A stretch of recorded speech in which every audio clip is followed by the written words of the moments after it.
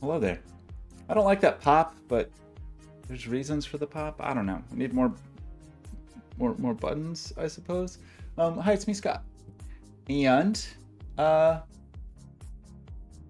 Twitch says I'm unstable. Average stream bitrate too high. What? When did that become a thing? Twitch gets mad at you if your bitrate's too high? My bitrate is hovering around 6K, which seems okay. Doesn't that seem weird? Why would it complain that my bitrate's too high? I don't know what you're doing, Twitch. Anyway, this needed like a little tidy up time, I think. My desk is messy. I don't like that. We have a bunch of lingering. My desktop is messy also. Nobody likes that. I have some cables here. I don't know where they came from or why they're out, really. So, you know, I'm just gonna ramble a little bit while I tidy things up. This looks like a important USB cable. USB-C on one end. This must have come with the Kindle Fire, right? Is that the assumption here? That this must be the Kindle Fire thing? Cable, one might call it. Some might call it a thing. Some might call it a cable. Where I'm from, we call it a thing. Yeah, I am interested in things like regional names for things like television remote controls. You know, some places will say, "Give me the remote," "Give me the clicker." I don't know if it's where I'm from or my family, but my family, we called it the buttons, which makes a lot of sense, you know, because it's a bunch of buttons. So I like that name, but I think I have in using that name maybe in public have been a little bit mocked or ridiculed even. Okay, well, so we got a lot of papers here that I don't think are necessary papers.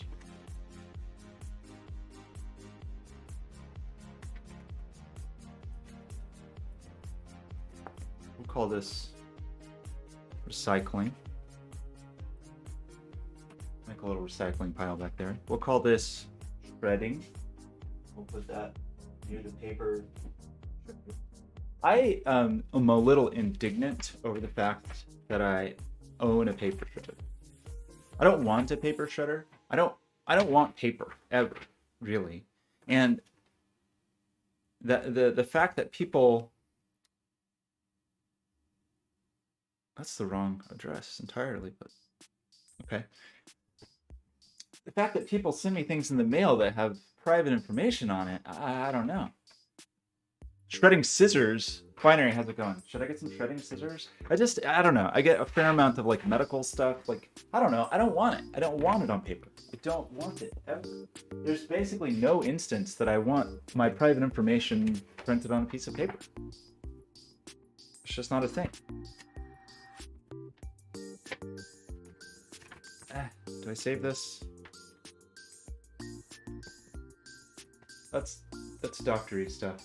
Yeah, I know. I mean, I don't know. I think there was a time in my life where I thought it was cool or fun to use the paper shredder. Like, there was a thing where I'd go to my grandmother's house, both grandmothers, in fact, and they would just kind of like stack up all their mail, and then it'd be time to help them go through the mail and shred whatever. And it was, you know, there can be something kind of meditative about that. You go through, you sort, there's this kind of purging process that happens. Some of this we're going to call trash. I think I maybe should keep this one thing. I do like to keep bubble wrappy bags. this had screws in it.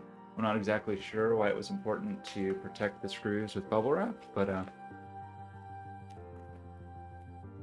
those were protected screws. So we need for actual track, a little track pipe. I'm keeping this.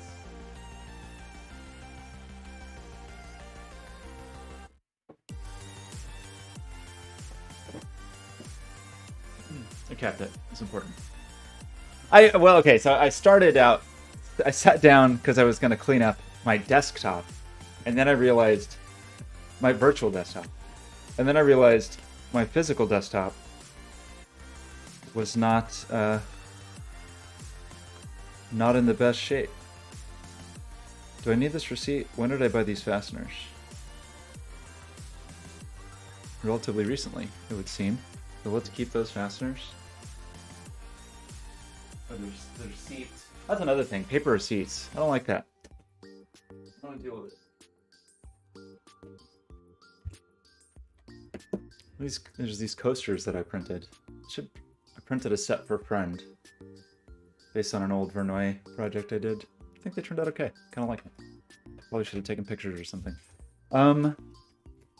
Okay, what are we doing? We got over here a box that looks like a box related to all the digital frame stuff. That's what this looks like here, right? There's a teensy and there's a breakout. I don't know where the Raspberry Pi Zero W has gotten off to. I have other Raspberry Pis on my desk. It's right here. I found it. Don't worry. I'm going to put all those things in this little container. This will be our project container for that project. These pamphlets, these screw-related pamphlets, I'm going to say we don't need the screw-related pamphlets. More shredding. A coupon.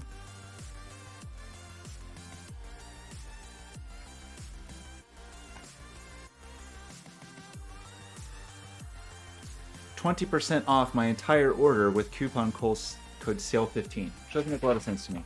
I think that was for HDMI splitter kind of thing. Okay. Feeling a little better. Things are coming together, tidying up. I think this was a test print for a frame for this display.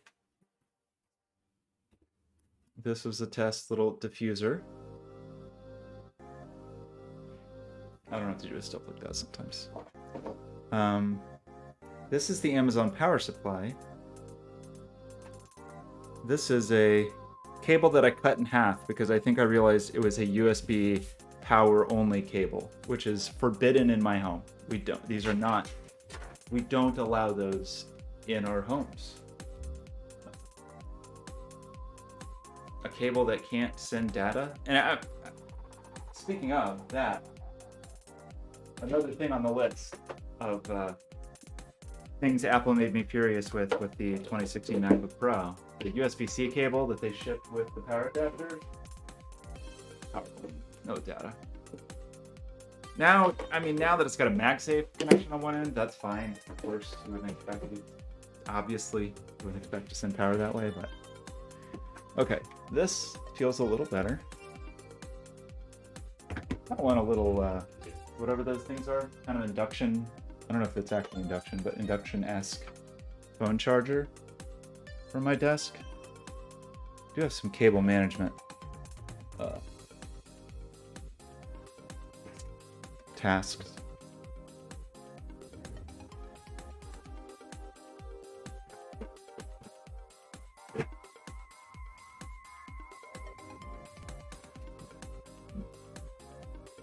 And I'm going to use a little alcohol prep pad to clean the weird gunk that gathers on my desk underneath the mouse, and only underneath the mouse. Nowhere else does this happen. It's just mouse gunk. So mouse droppings, basically. Okay.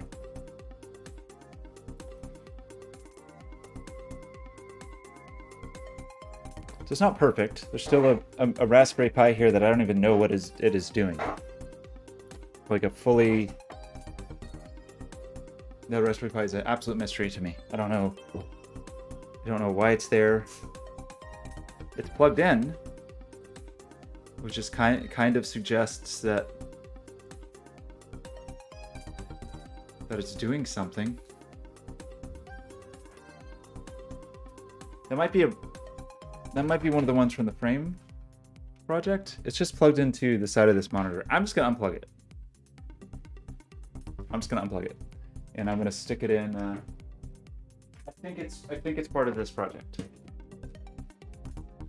This project, we're just gonna say, is on hold until the end of the year. The chair, though, really I should make happen this week sometimes, because there is an opportunity to have some humans try it out on Friday. Okay. And the last thing is I have blades for a device that I probably owned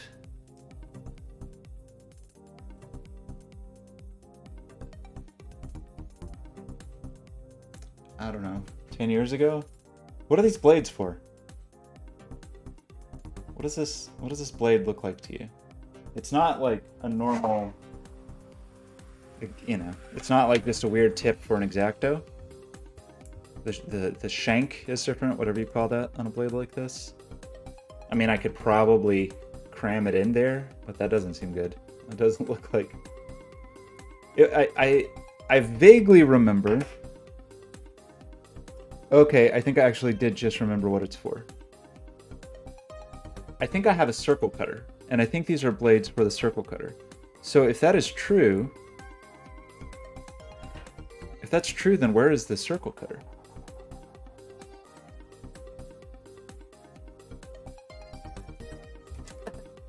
I just went through all my tools and all my toolboxes. All my tools and all my toolboxes. And I don't recall seeing... It's possible that it ended up in like pen and pencil land, like mixed in with writing and cutting implements, separate from tools. Obviously, pen and pencil land is a different land than tool land. I mean, I don't even have to say that. It's so clear that would be the case. There's X-Actos in here.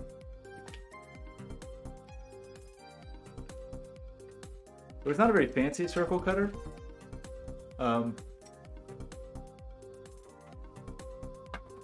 Watercolor, some Dixon Ticonderogas. We've got a very low quality compass, I would say. Helix. No country of origin on this, but it just doesn't... The alignment doesn't seem good. Maybe it doesn't matter, because it doesn't really matter, but you kind of want that in alignment, I think. Maybe you can sort of push it in there. More watercolors, pencils, fancy eraser. Yeah, I'm not seeing...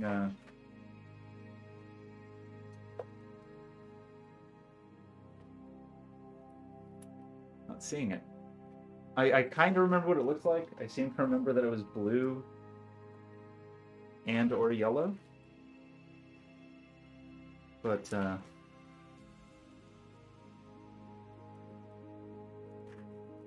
don't know.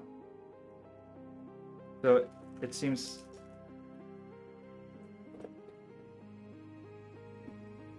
Doesn't seem great to have blades for a thing that... here's the thing, though. If I get rid of the blades, I will immediately find that thing. But I'm trying to think of the last time I saw that circle cutter, and maybe 2013. Last time I could tell you that I...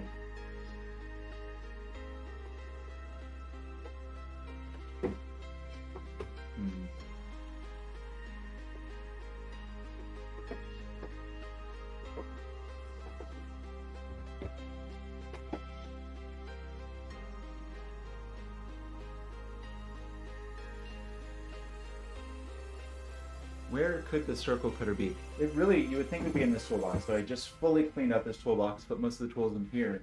And so, okay, here's what I'm going to do, I guess.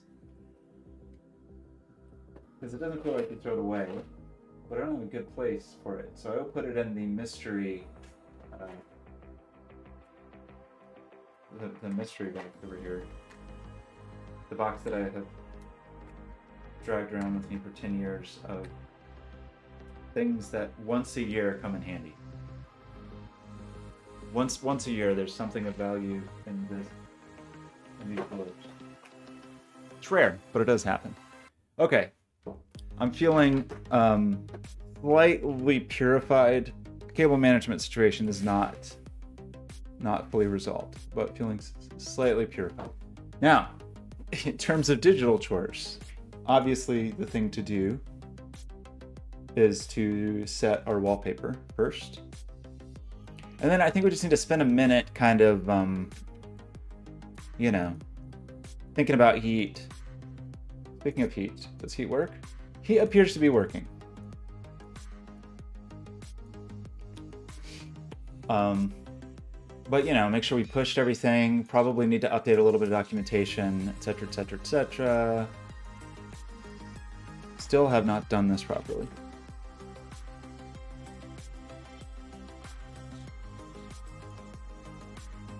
Whoa, that's a great picture. Cool.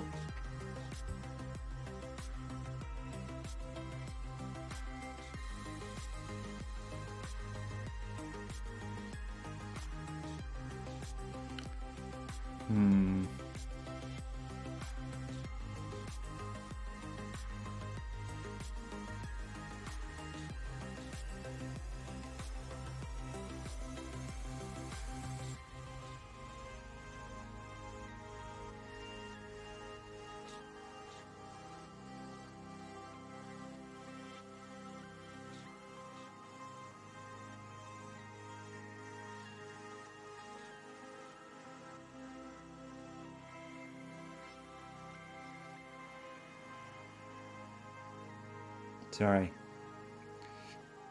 I'm pretty...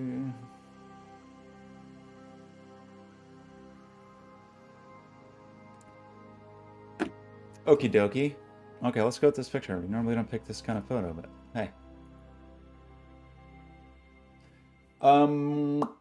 So here's what I'm gonna propose we do. I think we're gonna go in here, we're gonna look in projects, and we're gonna look in heat, and just kind of take inventory here of all of the heat projects, make sure they're all pushed, etc., etc. Probably, yeah, we definitely need to update some GitHub documentation that still talks about the old way of doing things. And then we need some kind of warning that's like, hey, warning, legacy heat going away. Or maybe not. We do have, so we have the thing where we can see on Heroku. So let's take a gander at that. Maybe that's where we start.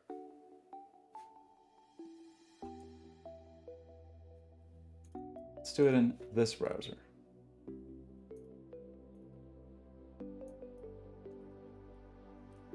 Let's also check out this.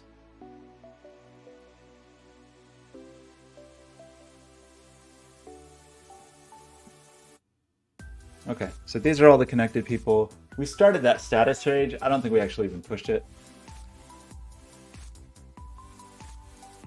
My assumption is that most of these people are not actually doing the thing, which we will need to figure out at some point. Right now, if we're generally staying under the 100 user or 100 connection mark, including client requests coming in, which only last a millisecond or so, then I'm not too worried about it. At least for now. For the moment, it's kind of annoying that Salesforce changed the Heroku authentication so it goes through their servers. Okay, so what are we doing? HeatABS, old, this is old hat. So we're gonna check this log entry things, and I think we had something that was just like broadcaster or whatever. So 27 days left in my trial. Uh-oh. Okay, well maybe that's good. Okay, so in the last 30 days, how many... Are you serious? No way. There's no way that there's 68,000 results for this. That must be the searched.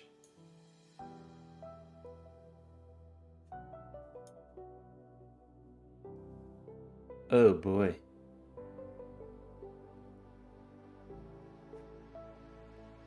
This must not, that's pretty annoying.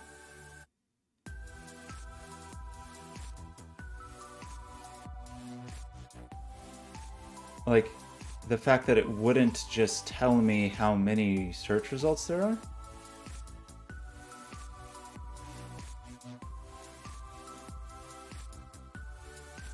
Okay, but, I mean, fortunately, this is all. So it doesn't look like that many people. There's quite a few repeats in here.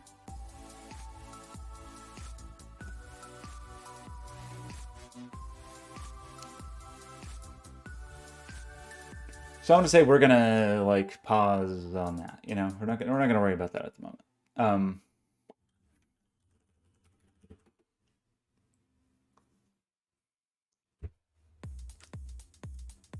We just need to pick a day.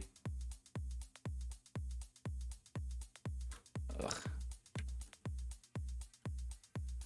Yeah. I don't know. I don't really have experience with this kind of deprecation for a project,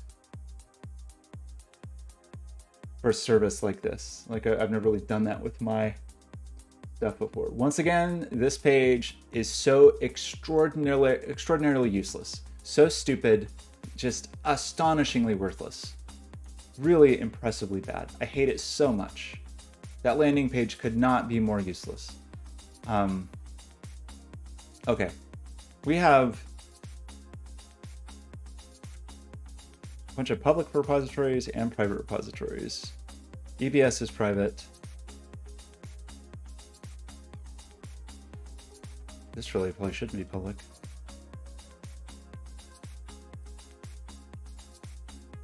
I don't remember the function of this, really. I think it was just kind of a test.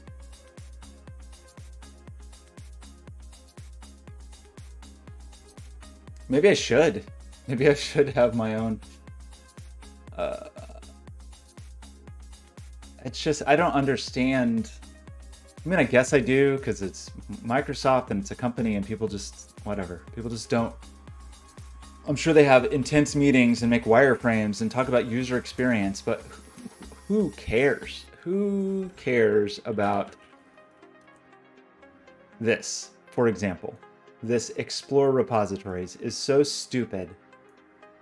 Why would you, like, hey, are you bored? Do you just want to like hang out and look at, just check out random GitHub repositories? Let's just check them out, right? And let me show you all this activity that is totally irrelevant. None of this is even within the last week.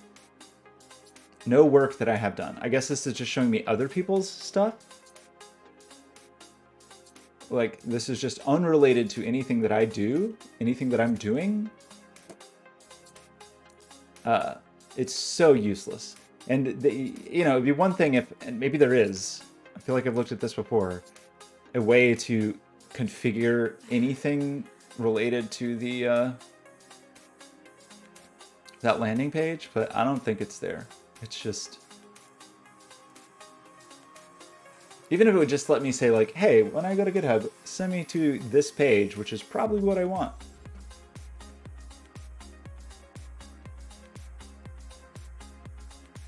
Okay, so the thing we care about, what do we actually care about? Like there's somewhere that we say about,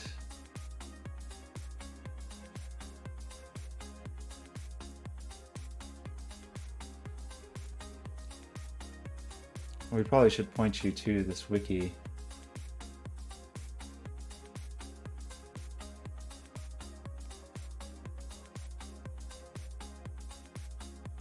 Kyle! Wait, are you saying you don't like it when I'm just getting frustrated with Satisfactory, and you would rather see me get frustrated with software? Is that what I'm hearing? Okay, heat. Let's do a couple things here. One of those things will be, let's send you to the wiki. Let's just try to make slightly more useful pages.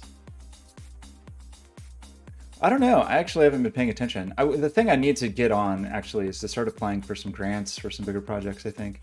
I don't know. I don't know what I'm going to do next year, like overall.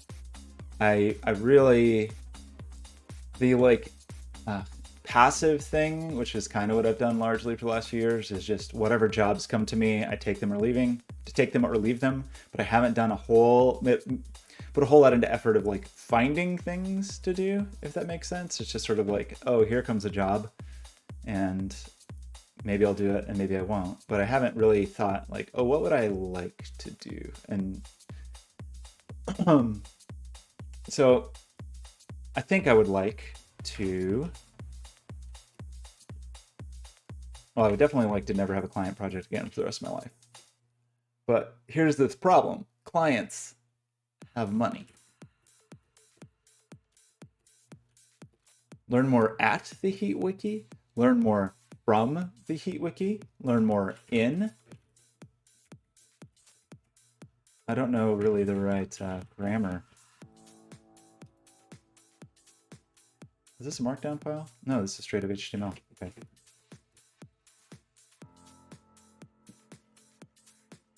I'm gonna say in.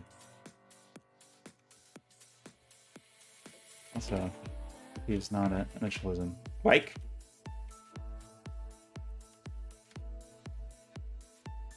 My ideal way to get money. Truly my ideal way, like the most ideal thing I could possibly imagine, ideal scenario, is that somehow, and I've like had the slightest hint of this, but I make a thing and then it just passively makes me money. And that doesn't mean I never work on it, but say as an example, not that I think heat is the way to do this, but say that I finally went through the trouble to monetize heat,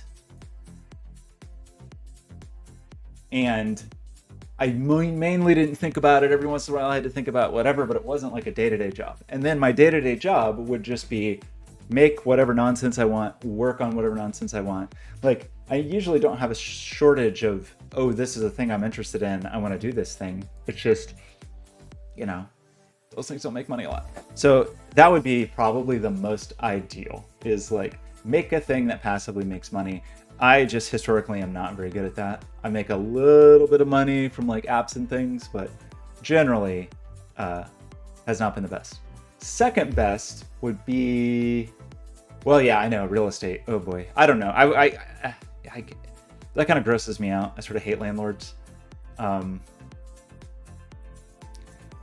the ownership, the concept of landlordness. But this doesn't look good. Let's just do this. Learn more in the Heat Wiki. That doesn't look good either. Which looks less bad?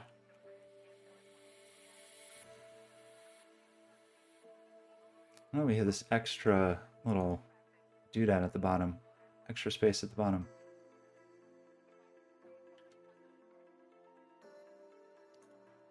How about this?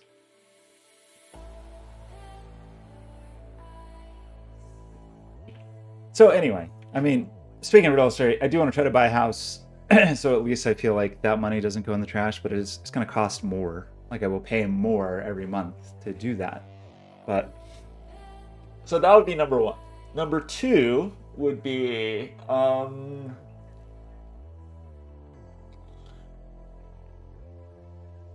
don't know. from some kind of content creation. I can't really think of a reason anybody would give me money. I think, I don't know. I've been watching stuff like This Old Tony and things like that and thinking there's a version of my younger self that really probably could have gotten into that, like spending time like editing and producing video content for YouTube that was project based. I just would never want to do that now. I got so spoiled by like just do a thing live and not have to edit it, that I somehow find the idea of editing offensive to me.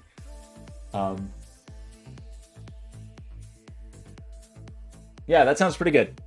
It's automated bubble. Sounds pretty good. So yeah, so number one, some kind of passive trickle from a thing that I made.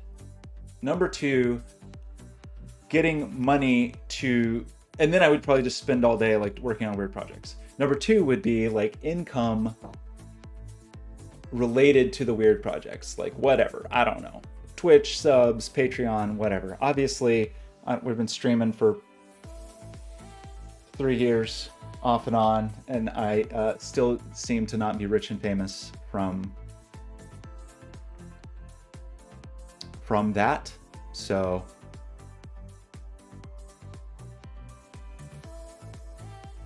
where do we want to put the like link to all the other repos? Normally I would do that in here, but I think let's actually do it in the wiki. Okay, so number 3 would be kind of maybe the thing that I try to do now, which is like, okay, sometimes out of the year, there's some months that are just like make money months and work on boring projects, and it's 9 to 5-ish or 9 to 6-ish or 8 to 10-ish or whatever. And it's I make some money and it's kind of annoying for a while, but then I have some time to work on stuff. That works okay. It's not my favorite. That means I spend a whole lot of my life like counting down days until the project is done, where it's like, oh, I just want this to be finished and be on the other side of it. So yeah, I mean, I don't know. Certainly where I am, it sounds better than having a job like a person would have, like a human. Nobody wants that. Nobody wants that crap.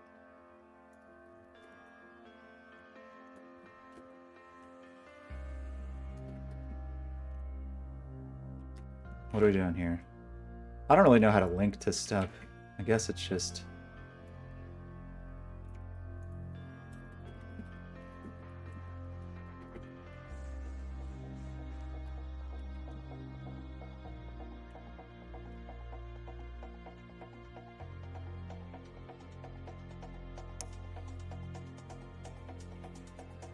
We'll add these as we go through them. I'm kind of try to do things one at a time. Okay, and then the help page here.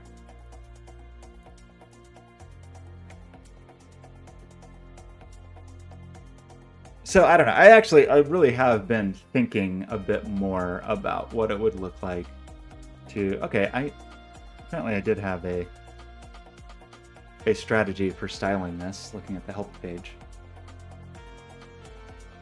I have been pondering what it would look like to try to monetize Heat in a more serious way.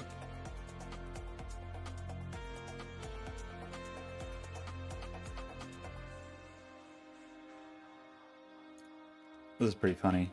There's like no templating, no anything. It's just all...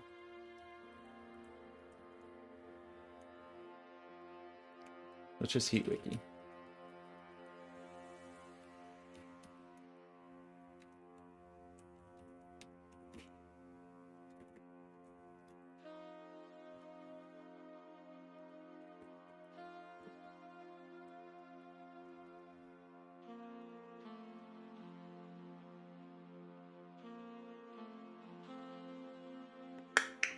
I think it's fixed. I think it's always a cut. I'm not 100% sure on that, but I believe there's just a cut, which would be okay. I mean, that would be okay if I could just make that and it would work. I just don't have a ton of confidence. Seeing that sticker thing gave me a little more confidence. That one sticker overlay that some of the sites were using made me think like, that seems sort of like a thing.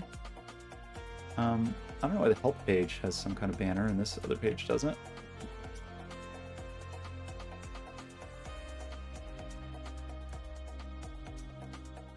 I mean, you know, if we were going to try to make this more of a product, we would. Inside the card body, huh?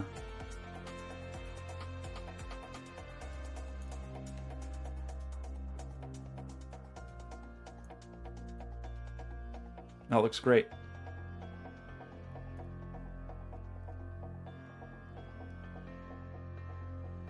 This is sort of the problem of of not using any templating, is just everything is per file.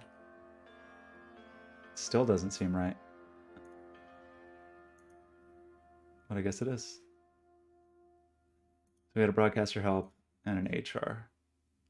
Maybe one day we will endeavor to make this a little less terrible, but my aim today is just to make it not fully false, because I think there is just some totally incorrect information. Okay, we have about heat.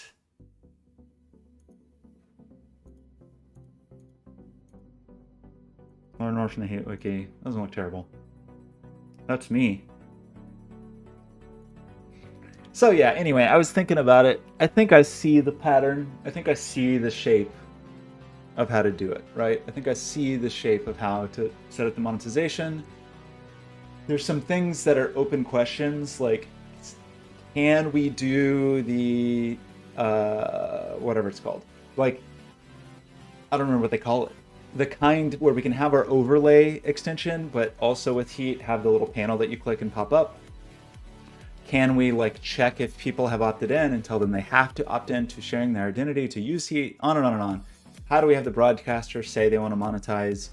I know how to do all those things, I think.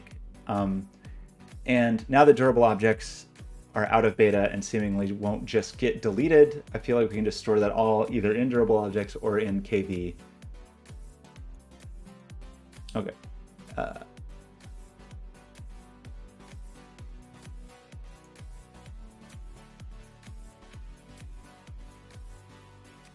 Why do I have this thing? Why does this say hi, friends?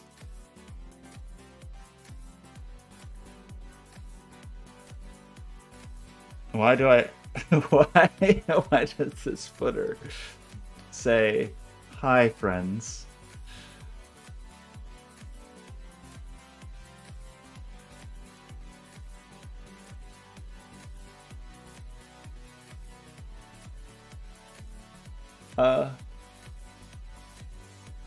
I'm gonna delete that because maybe I was just experimenting.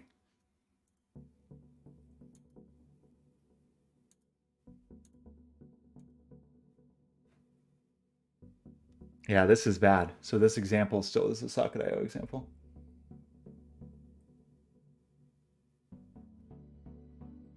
Yeah, so that guy, yeah, isn't that crazy, the sound alert thing? Kyle, you're the person to ask on this, actually. You as an expert, a Twitch expert. If you were going to pay to use Heat, how are we going to find one of these? Let's see. Say you were a person and you went to this channel and you wanted to spend money. What I'm imagining, so I'm thinking the sound thing you're talking about was just a panel down here, and you clicked it and played sounds down, and it was a panel. You happen to know? Okay, so the ways to do it with Heat are, I believe, so there's this sticker thing, right? This stream stickers, and if we click it, it pops up this thing, and you can spend money on stickers. You know, you can go through and everything's on the video. And I feel like this isn't the greatest interface because it scales kind of funny and whatever, but it's all self-contained in the video. So one thing we could potentially do is when you click on Heat, you could see that. Like you could click on Heat and then it would let you pay money for bits to do the thing.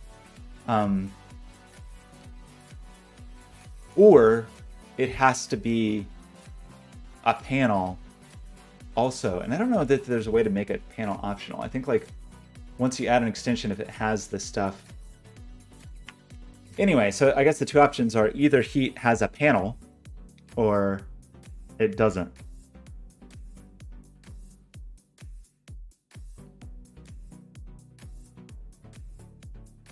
I don't really know the right answer. So the idea to make money is just like clicking here to click and get these stickers. What I'm thinking is you pay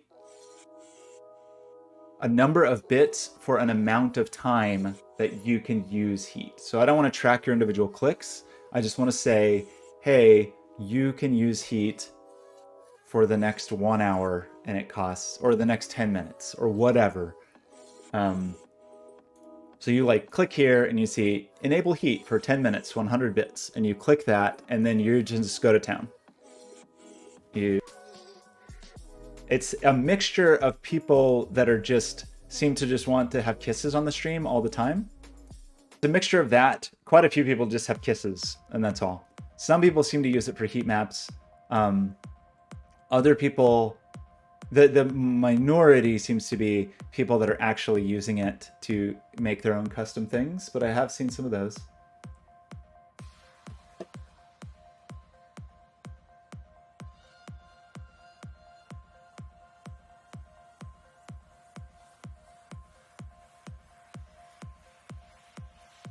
Too much inappropriate kissing. Well, you know, what if the inappropriate kissing? What if you got money for the inappropriate kissing?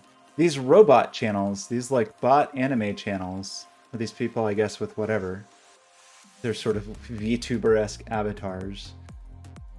There's a fair number of those. So looks like they're using the heat extension that lets you like click and place little markers on the screen.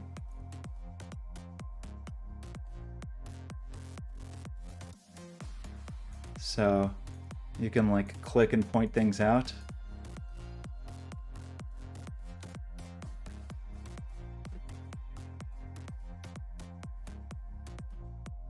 But I feel like, I'll say, I feel like the main reason it's not being used by, you know, hot tub streamers or whatever is because it can't be monetized currently. So I think that it's a little bit of a weird problem because I think there's the landscape of the way it's used now is very different from the way it would be used if you could monetize, if that makes sense. So, and I think that really ties a lot into what the overlays would be. I think the overlays that you would pay to use would be very different. So one of the examples was that one that I did, which is still annoying to set up, unfortunately, but the one that was, you know, the video is censored and you have to click to uncensor the video, for example.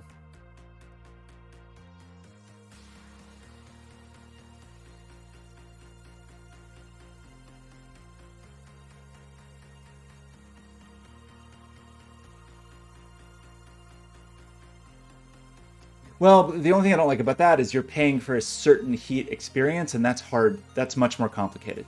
Like, to pay to use a very specific, you know, heat's not designed to do anything other than send data. So if you're trying to pay to do anything other than send data, you're not paying for heat. You're paying for like a certain heat overlay, and that does become more complicated. It's not impossible. It's definitely way more complicated though than the thing I'm proposing, which is just you pay money and you can click for a while, which maybe, you know, maybe isn't the best thing, but it's certainly the thing that I feel like I could do in a couple days. Whereas if you're paying, if you have bits associated with specific heat overlays, that's definitely more complicated. Well, I have to think about both. If it's if it takes me like this, the thing I'm thinking, I think I could do in 2 or 3 days. So if I do it in 2 or 3 days and it's not that successful, there's not that much of a loss, right? It's not that big of a deal. I have a few days sunk. It's not that big of a deal. We get some streams out of it, whatever. If it suddenly becomes a thing that takes me weeks to build because I think it's what people want, that is a meaningful, you know, that is a meaningful investment of my time, and I would have to have a lot of confidence in how it would be used.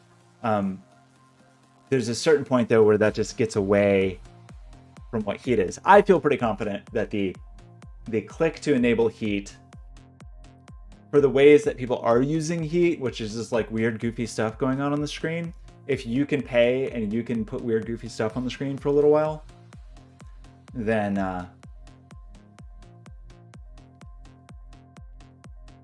that I feel like that works.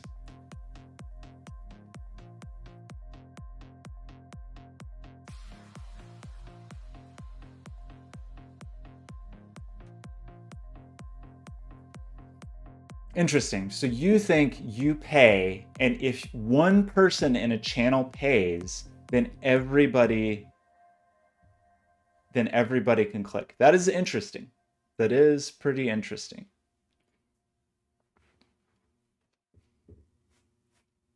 That certainly like simplifies the accounting in some ways, because then all you have to do is just see if when a click comes in for a channel, you just have to see like, has anybody paid for this?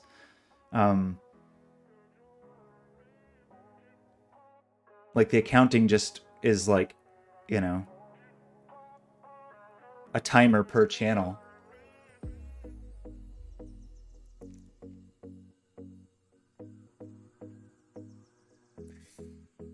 So you think that's better? You think that? I mean, I don't disagree with you. You're the expert here, but that you think that's a big thing. That makes sense to me. So okay, I see the point you're making.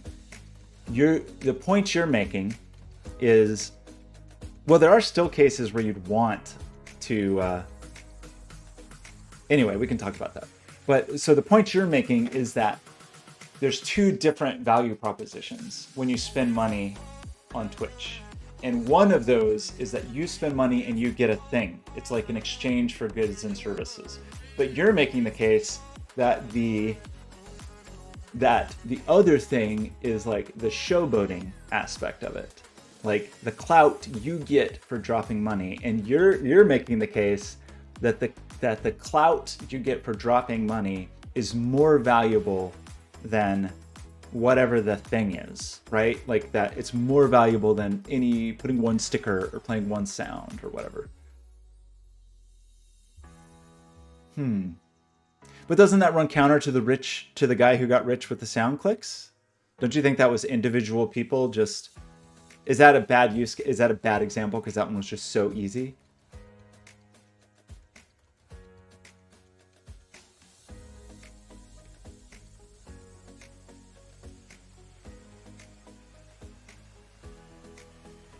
So how do we think that works? So you got the whales, and the whales are spending money. Are they buying a number of clicks? Because if I was tracking clicks and it was a number of clicks for a channel, that would be okay. Or are they buying an amount of time? Like, what are the whales buying?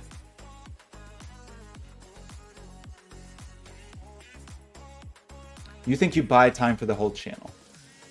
Is it like an absurdly short amount of time so that people have to continue to buy all the time? Like, do you buy like 1 minute? Do you buy like 30 seconds of click?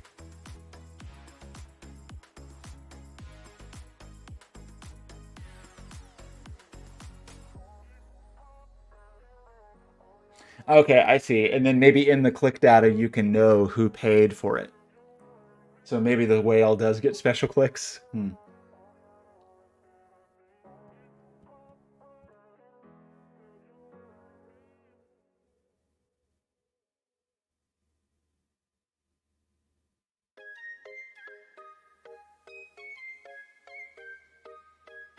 Well, I guess given that, I think that is a very good point you've made. I guess my instinct is, well,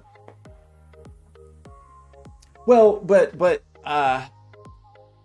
again, like the anonymity is like a question of how the data is applied. Like, do you really expect a hot tub streamer to go look at the JSON, the incoming JSON stream to see who it is? Like, unless you like if you're in butt clicking mode and it's put hearts on butts, maybe in the JSON feed it says who it is, but like you'd really have to go look at that. Like we don't necessarily, not every front end experience necessarily is going to plaster your name on the screen. You know what I mean?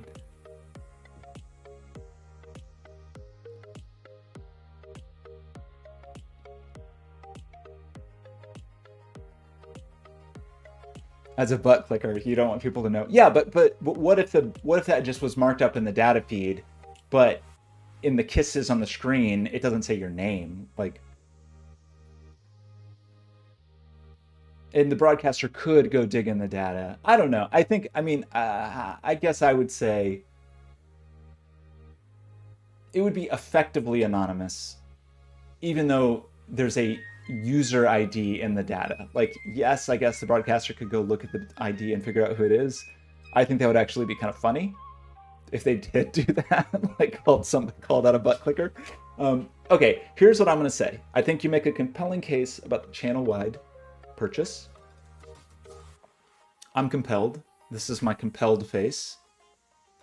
But um, I'm not totally convinced that we don't want individual purchases too. The good news is that the pipeline is almost the same. Like, the channel-wide purchase versus the individual purchase is almost identical. It's just kind of like what the key in the database is. Is it the user or is it the channel? So it doesn't really cost anything to build both. I guess the one thing the individual purchase requires that the channel purchase doesn't require is you have to say who you are so I can track your clicks. I think maybe there's a way around that. Maybe I can put you in as the anonymous person, but then we get these problems where it's like, oh, if you were opted out and then you opt in and your click ID changes.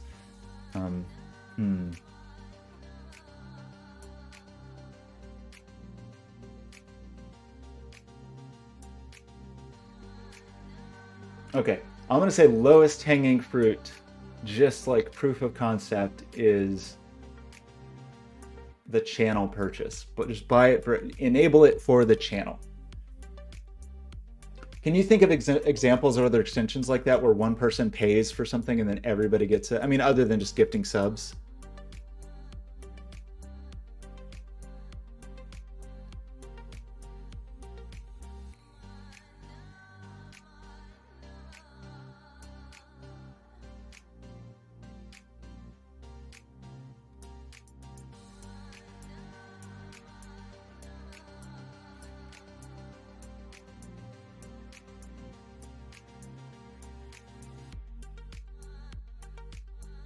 Okay, channel points, yeah. So what would you want to see? I guess one thing that is a little tricky here is like if you want the shout out kind of thing, like how do you know? Like, so say I buy clicks for the whole channel. Where do you want that to appear? Does that appear in chat? Does it appear on screen? In both places?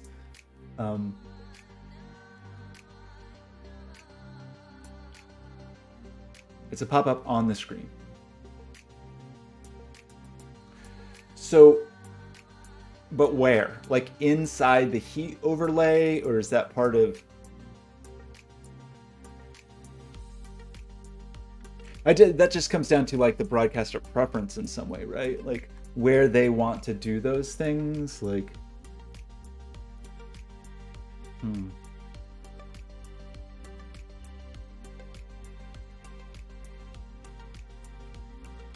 Because if I do it in the overlay, that means the overlay has to receive events that are not just click events, which is, you know, not terrible, but it'd be a thing we'd have to consider, especially for people making custom heat things. Or we need another way for a broadcaster to put that on the screen.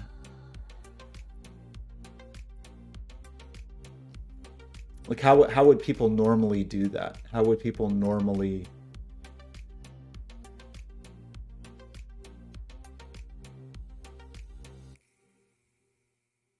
put a piece of information like that on the screen? Yeah, I've actually never seen the sticker extension working because I haven't paid for it.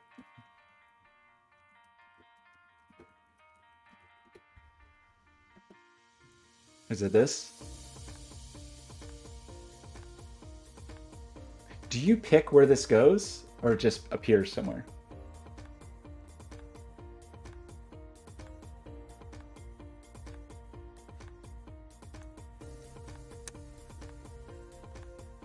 You're telling me to install this incredible extension?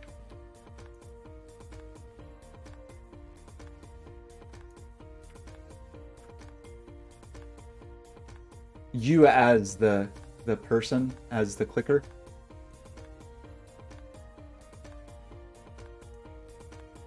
I can't wait to configure this. Okay, what am I supposed to do? Enable the extension. The top layer. So this becomes my top layer.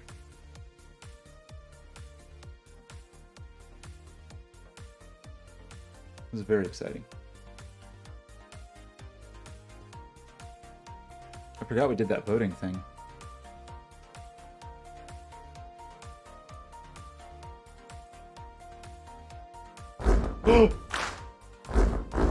A sticker!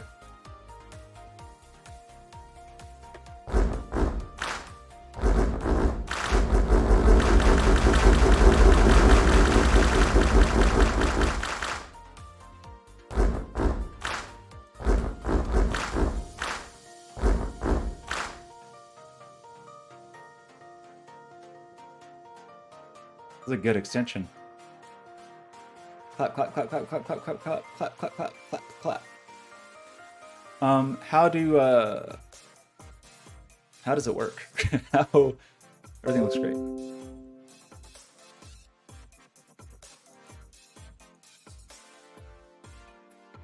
This is too much trouble. Oh yeah, we would need some kind of dashboard for. Oh boy. Okay. I don't want a custom sticker. Enable them all. Can I just use... I don't want a custom sticker.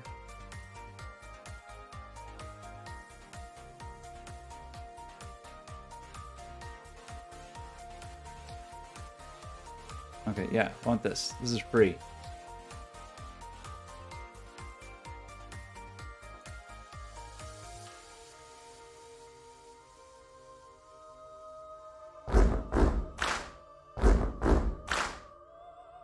Default settings for new global stickers. Free. Sticker cooldown. Okay. Kind of like this. This is interesting that they have all their configuration. Oh, it is here. Interesting. I was going to say it seems like their configuration was all separate from Twitch, but it's not. How do I see it? Like, where does it exist in the... I thought it appeared over here. There's stuff I have to do? Okay, the streamer picks the placement.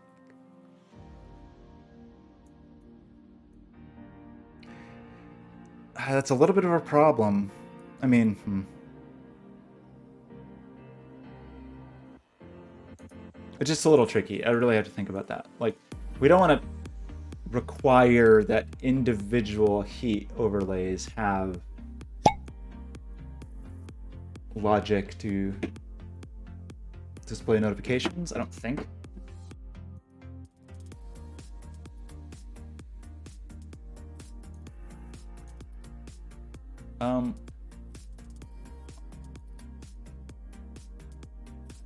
What am I missing to actually make this appear?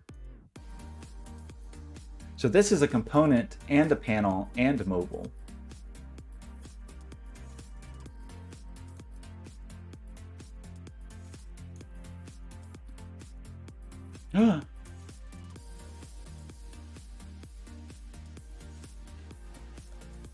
Also says it's a panel.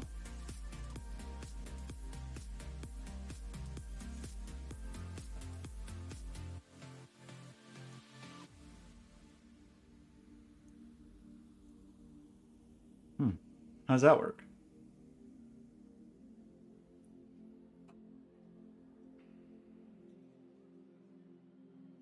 Yeah, I mean, for sure. I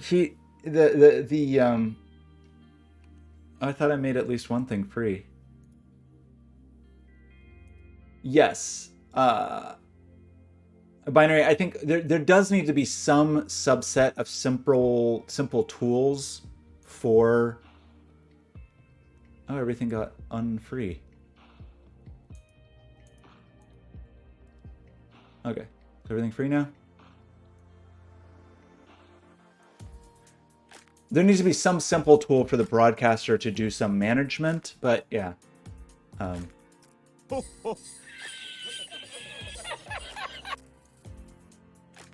This spooked me.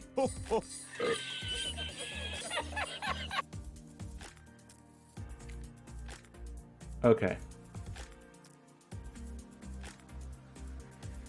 I'm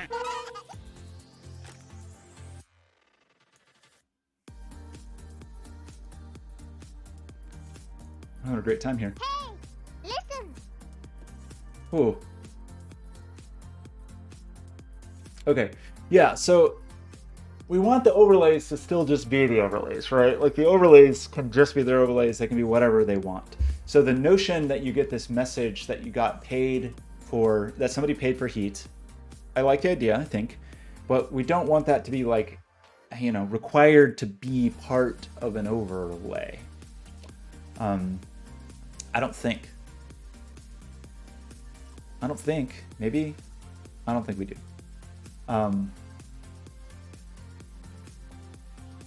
But I feel like there's solutions for that.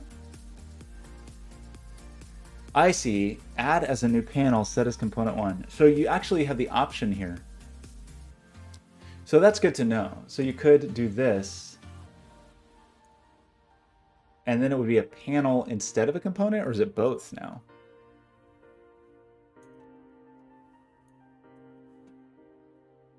So now it's not a component. Instead, it's a panel. My browser source is offline. That's cool. So it detected the browser source was offline. That was extremely fancy.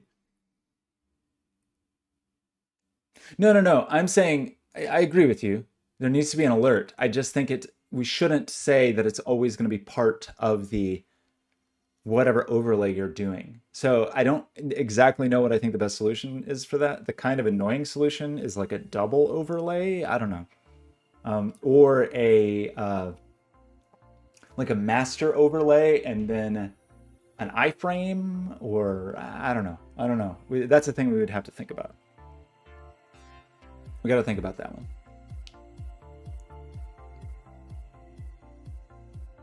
I mean, I could certainly stick it into all of ours.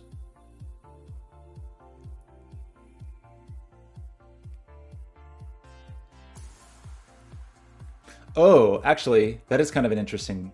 Okay, binary. I hadn't actually thought of that, but yes, it could be literally part... Okay, maybe that's actually the way to do it. It could be literally part of the Twitch overlay.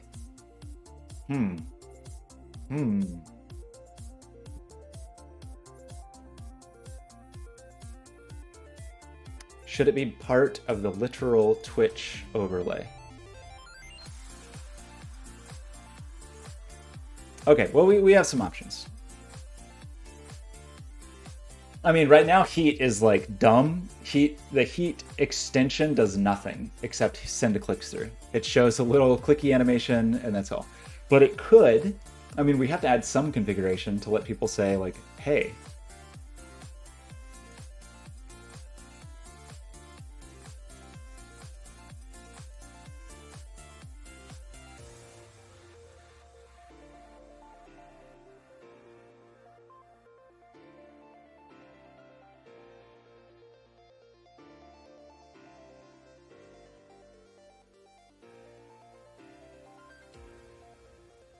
It's just either, you know, if somebody just made some custom heat thing and they wanted to use that, then it'd be weird to say like even if I made a heat thing in Unity and I was using heat with Unity instead of a browser source, like I don't want to have to incorporate into Unity a way for heat to say Scott paid for clicks. So the other option is that it's a totally separate overlay. Like heat requires 2 overlays, which is a little goofy. It's a little goofy. I don't know. There's a couple ways we could do that. The annoying part about making it part of the extension itself, which is maybe in some ways actually the thing to do, is then you have to release new versions. You have to update the extension, which is such a pain.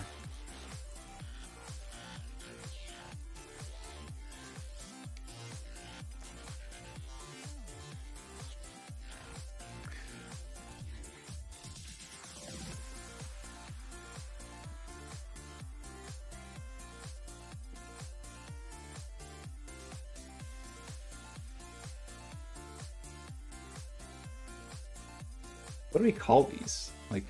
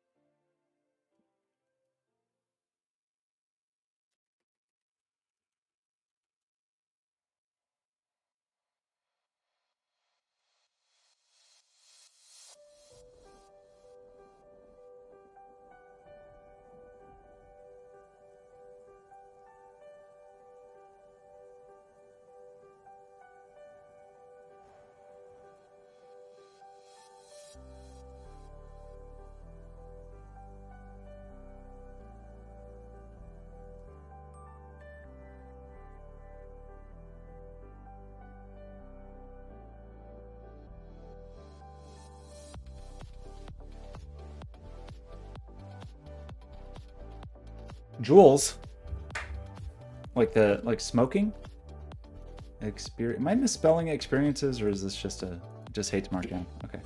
The number of preset heat experiences are available that can be easily added as a browser overlay in OBS. We actually had instructions for that somewhere.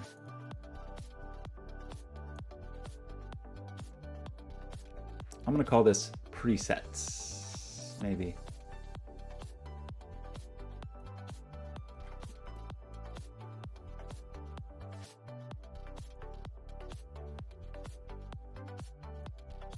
Did we mess up? Did this previously say like using demos or something?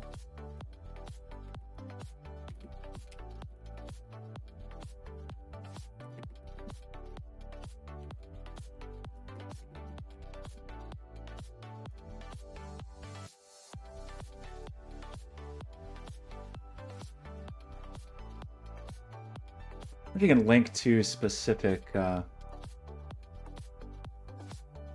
you can. Okay.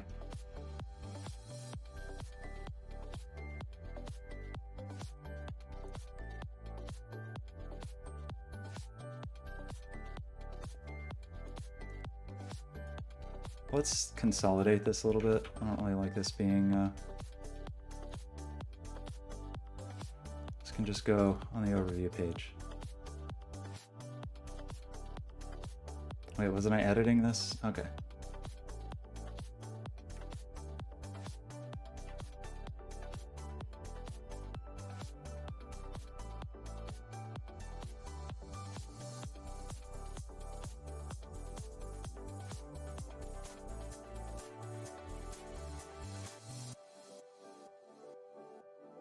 The viewer interface, we have the broadcaster interface, we have presets, and we have custom experiences. So we want to be able to link to presets on overview.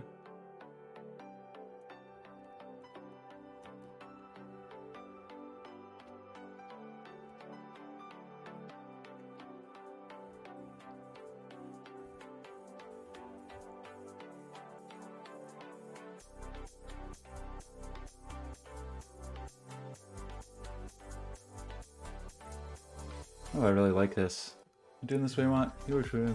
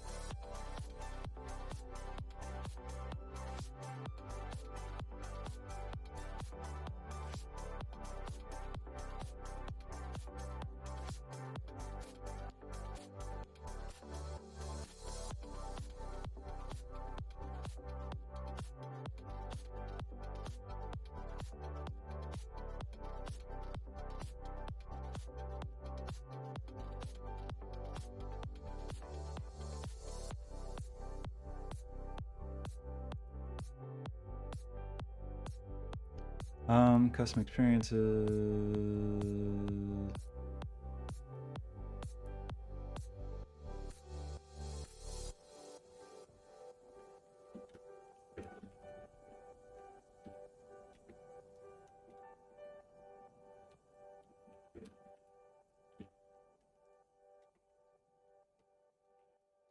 It doesn't feel right. Feels like this is not going to work correctly, but let's see.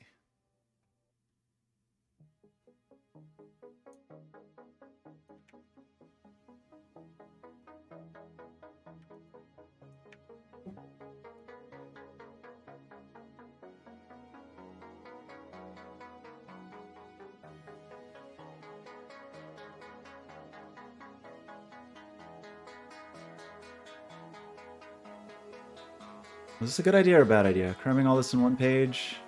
Do I like this or not? I don't actually know.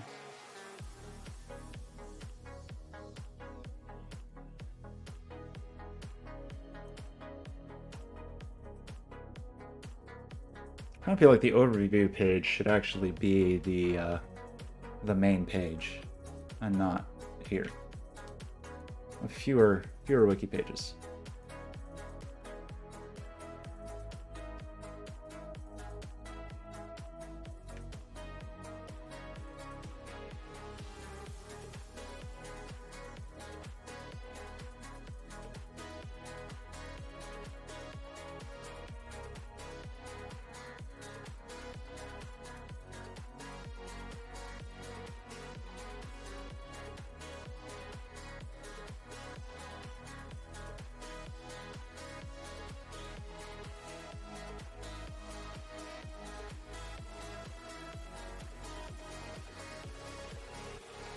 I actually want this to go to here, I think. So we really just always link you to the main wiki page and then potentially sections of the main wiki page.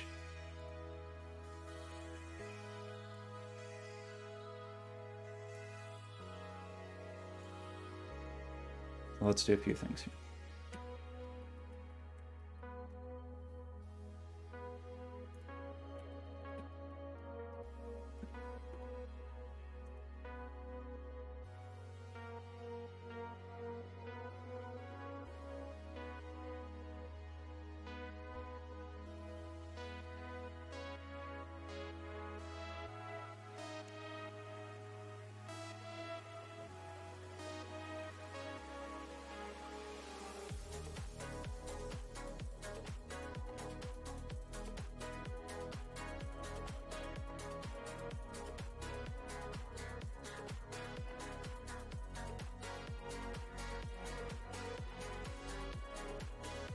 So this is a lie now for liars. So we definitely want to get rid of this because this is false information. So this should take us to that main wiki page. Good. This should take us to the main wiki page, to the presets, and to creating custom experiences. That did not work. What went wrong? Signature refresh. Resets. Custom experiences. Okay. Maybe not the best documentation, but hey.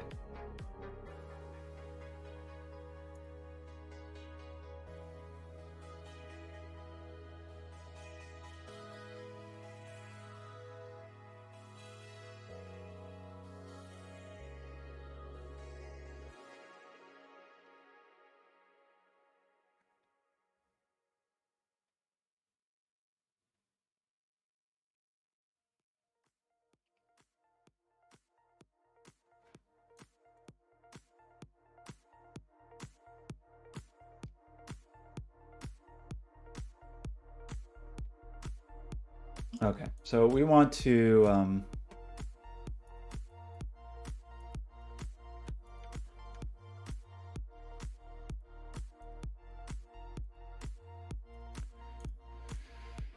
going to kind of modify hello world to be a little more simple.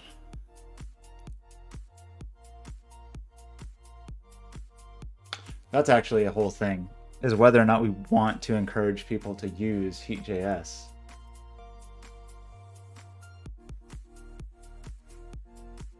Do we want to encourage people to use Heat.js?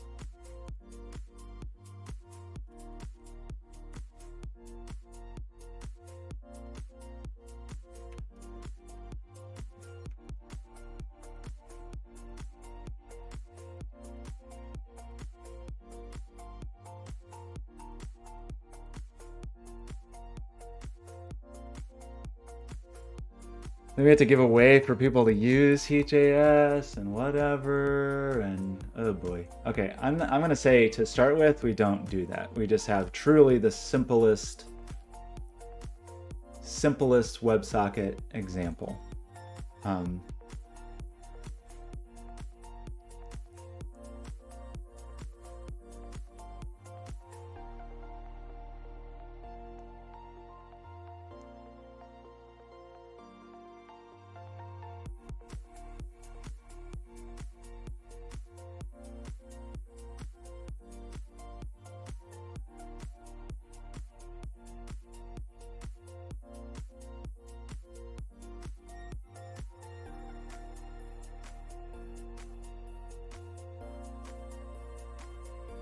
So to do that, we need to do this. We basically don't want to use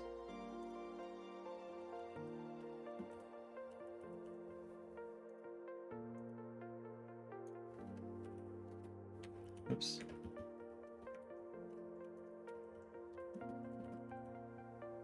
Like Heat.js is just a whole other experience.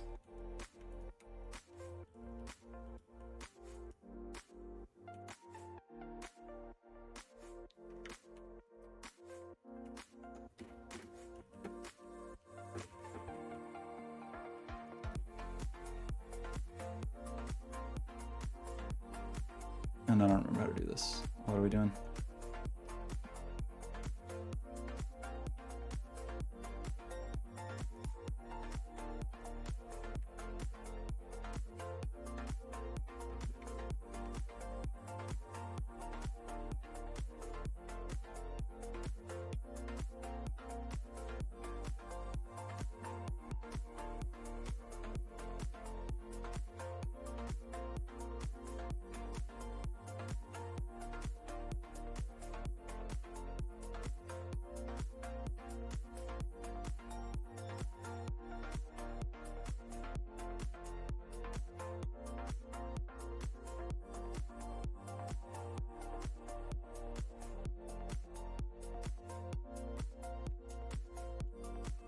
Come on.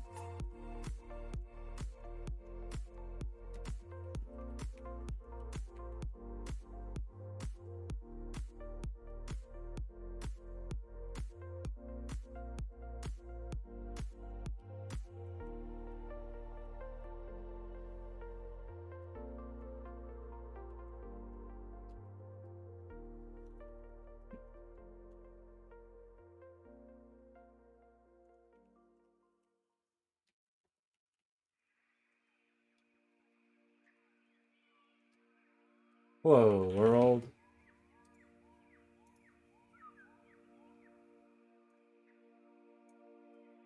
Great.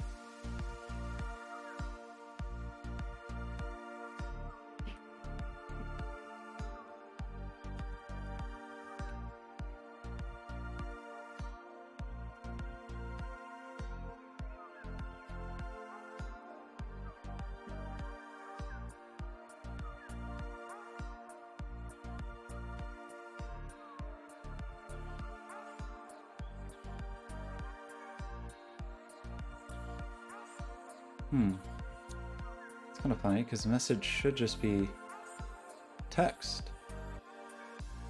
Oh, it's message.data.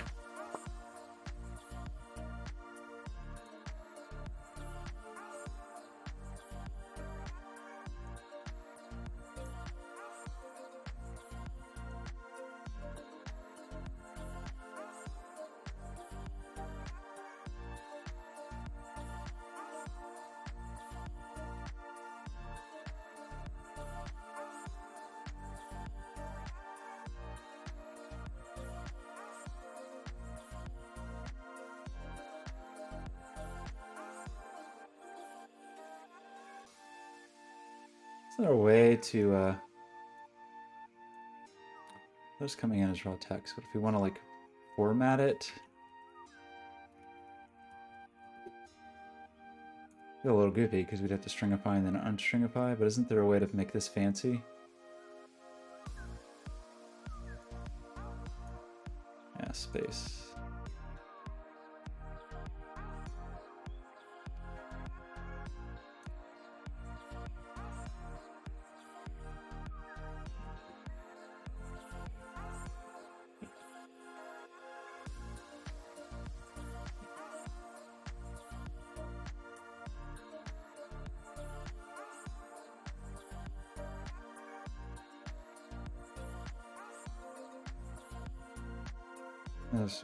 I don't know. It's a bad example.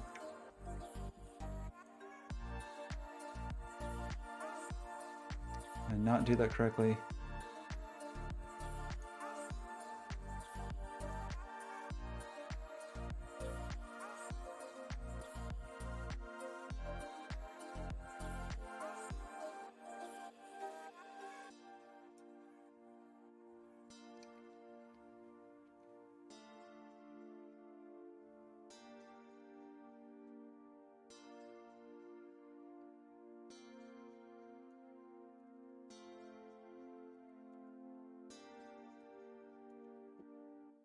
I just don't remember how it works. Okay.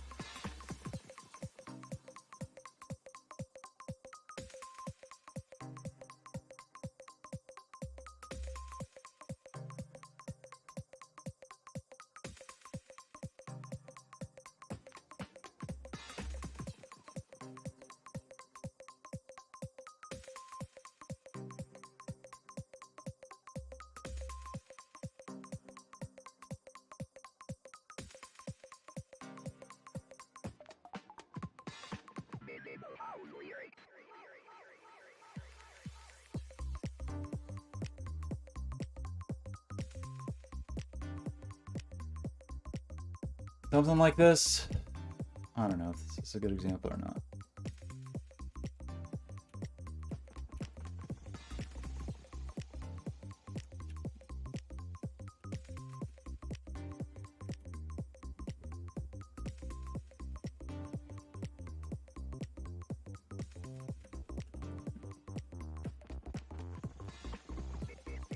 What do I actually use?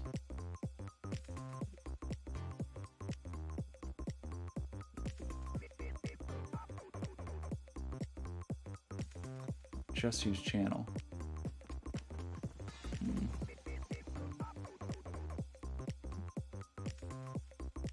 Is that true?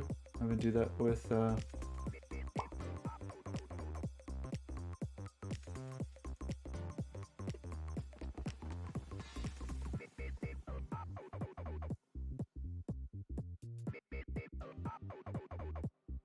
yeah, just channel. Huh. Not normally what I would do, but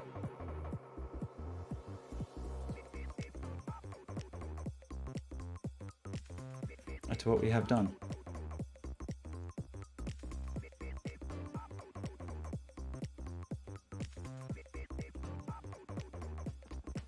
I don't need that for the example.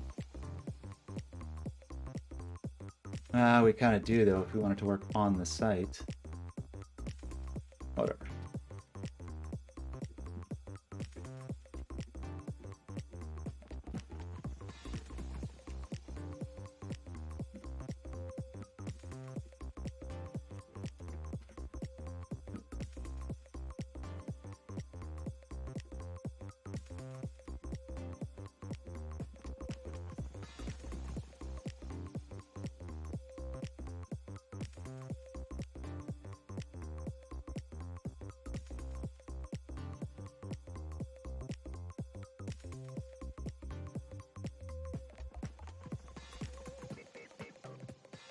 This work? We're gonna go with this, I think. Seems okay. Not great, but okay.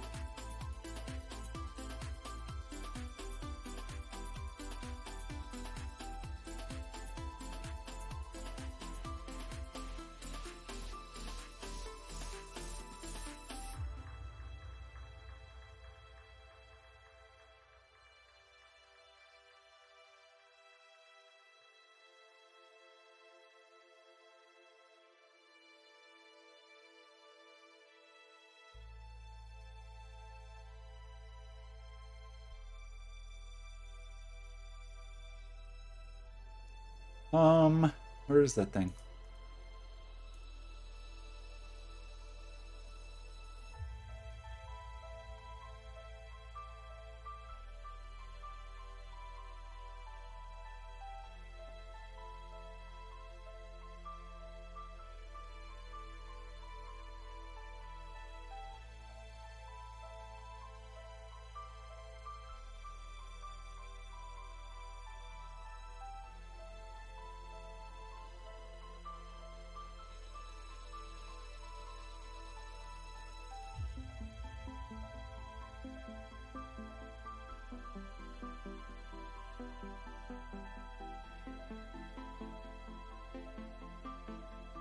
Mm-hmm.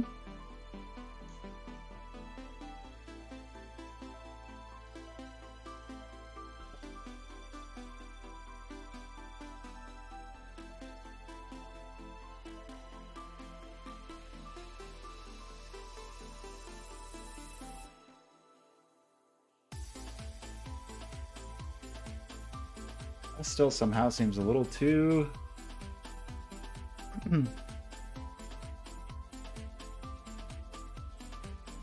too wordy. OSHA, that's kind of funny. Inside this callback, comments are styled. At the script level, they're not.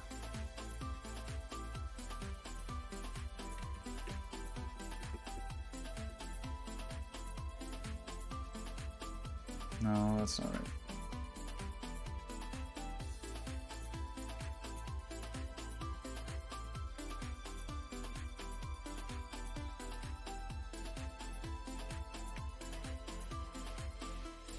Thumbs down. Don't do that. That seem weird? Why isn't it doing syntax highlight? I feel like this would look less monolithic. Why does this syntax highlighting look bad?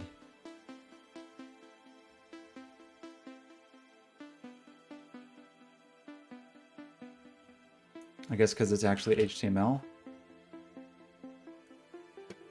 Okay, that looks better. That makes a bit more sense. My own fault.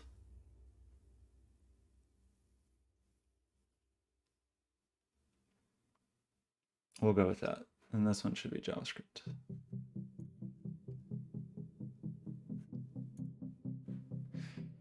Okay, that's starting to look sort of like documentation, kinda.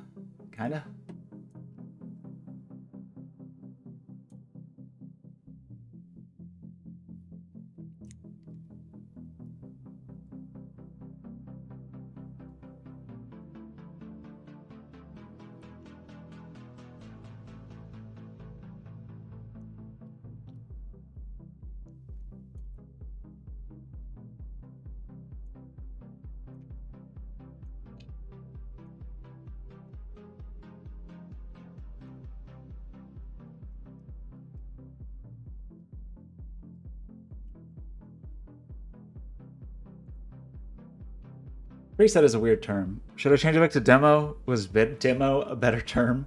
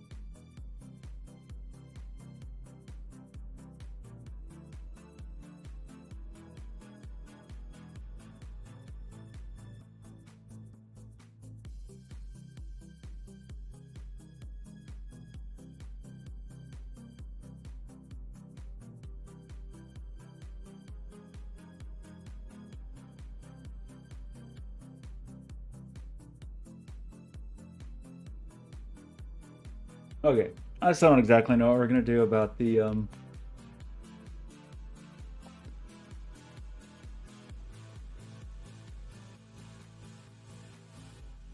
people using unsanctioned heat, people using the legacy server.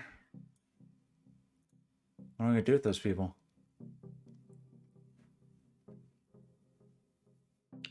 Okay, so this is all pushed, right? Great.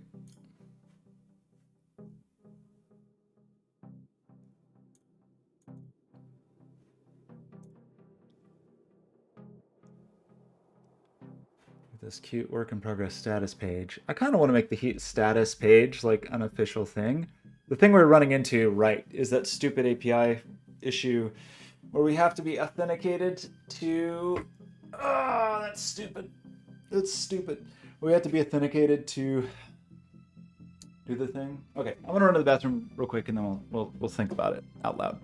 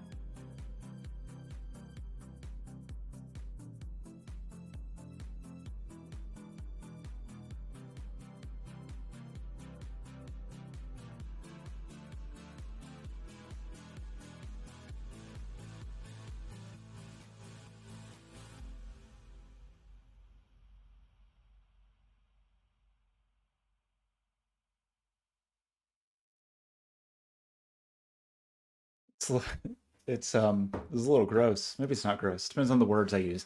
It's cold in my apartment, you know, because it's chilly here in Portland. I have a window cracked. But in here, it's like a little tropical cabana, and it's like human body heat and heat from the CPU fan. It's a little muggy in here. So it's like a little a tropical oasis here in the closet. Okay, so I mean my office. Did I say closet? Because I meant to say my office. Um, right. We want yeah. We kind of wanted to do the thing. Okay, so this. Let's not have any. Let's clean this up if humans are going to look at it. Clean it up very slightly.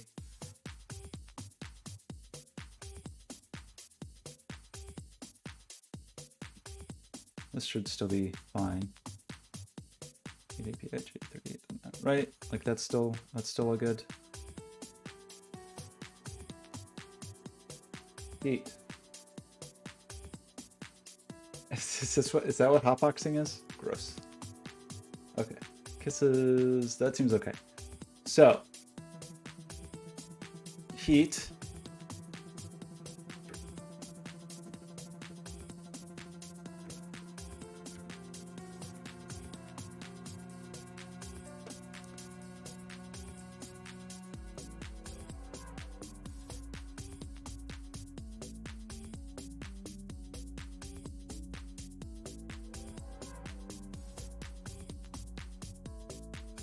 Clean up and updates to help in about. I don't know why it moves me to history every time I commit. I don't like that.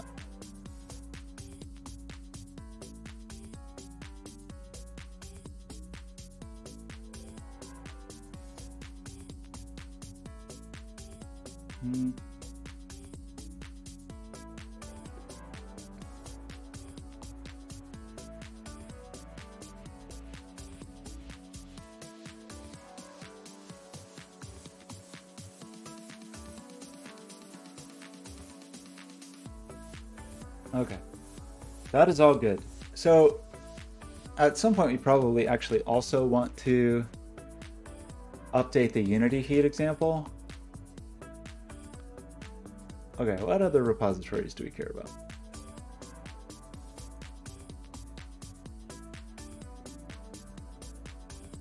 Heat workers is a secret. Heat Unity is old. Heat, that's the front end heat. Did we make a change there? I think we were just, I don't think we actually made a change there. I think we were just tweaking it to point to different URLs. This thing is really super out of date. Yeah, it's not good IO-ish. Okay, so here's the thing we thought about doing at one point. Or I started to do this. I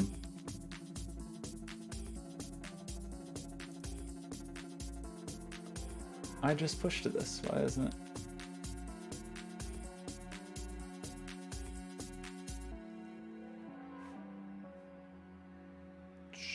What? Didn't I just push here? Oh, I didn't actually push. Okay, I just committed. Okay. I'm confusing myself. Okay, I think what I didn't we do this somewhere? Didn't we start to make a project board for heat? Apparently not.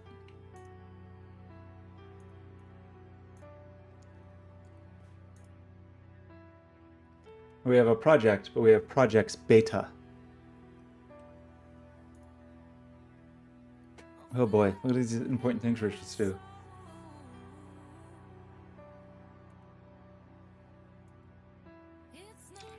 Okay, some of these just need to go away, I think. Are not quite,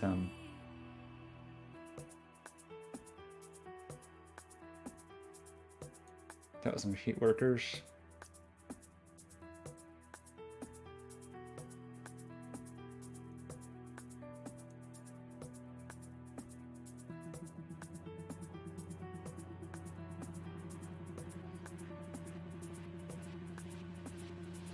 Drop legacy support.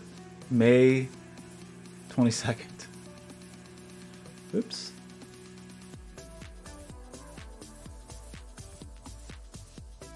You probably can't actually delete these. You probably have to... Oh, you can. Okay.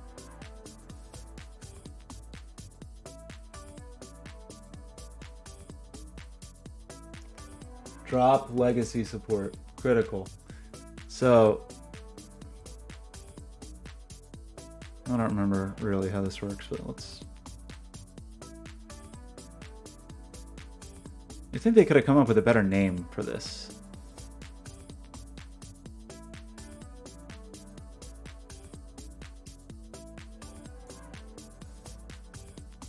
Maybe we just go delete this one and just do the new one.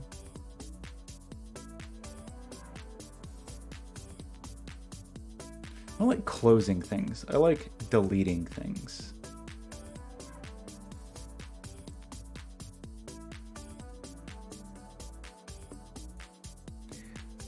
It doesn't seem weird that you can't update. You kind of think you could upgrade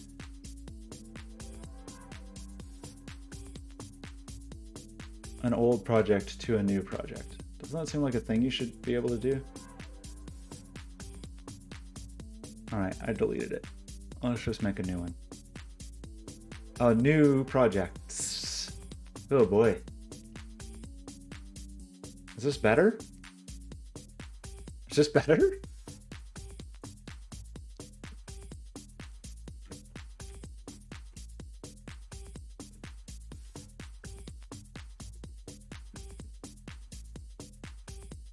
What do you think we're doing here? Add an issue from a repository.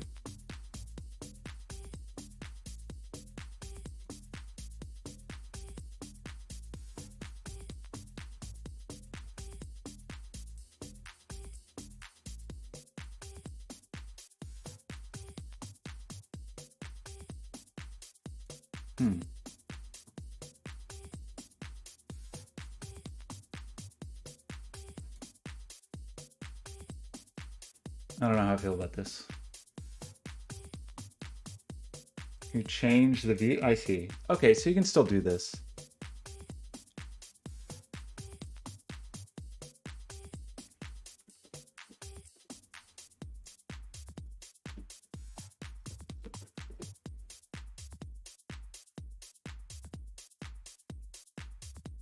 Okay, that's kind of cool.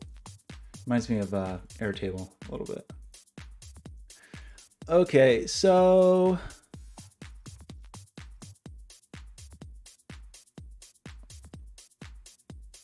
add a draft issue. So if I wanted a draft issue, for example, it would be something like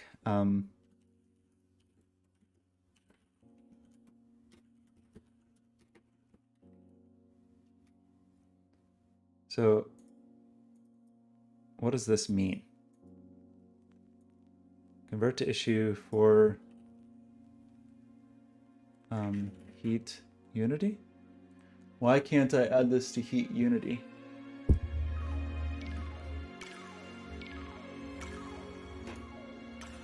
Also, what is this? Maybe I have issues turned off on heat unity.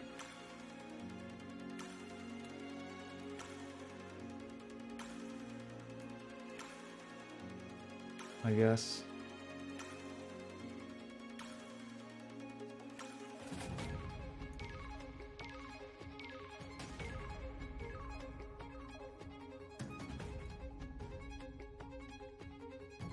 Do I have to hit save or something?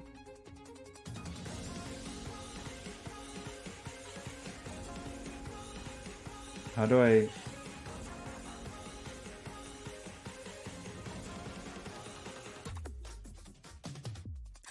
Vulnerabilities? Oh no! Issues. Oh, it's right there in front of my face. Okay, so now, presumably, we can do this.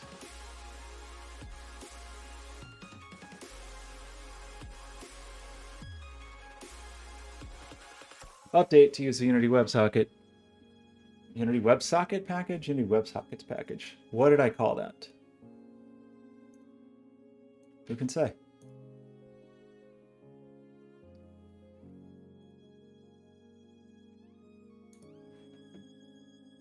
Unity WebSockets. There's no dash.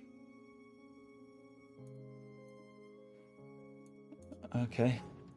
Cool. Can I not edit this?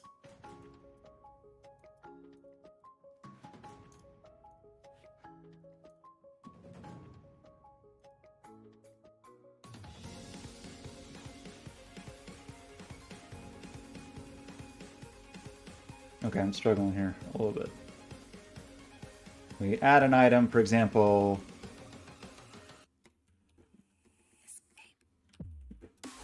create a status page. We could just add that to the normal thing. I'm sort of tempted to make it its own worker. Maybe. I don't know. It could just be its own, like, super simple worker, and all it would do is ask our site for information.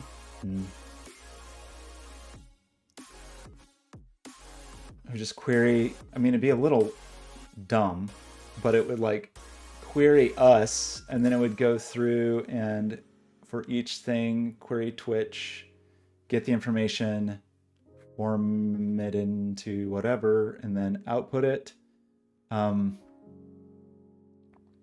I guess the one downside to that is there wouldn't, I mean, the traffic would probably be very low. It'd be nice to cache that somewhat.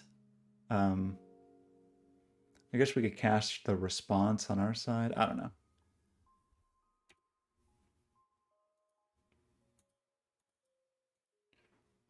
So this will be heat workers.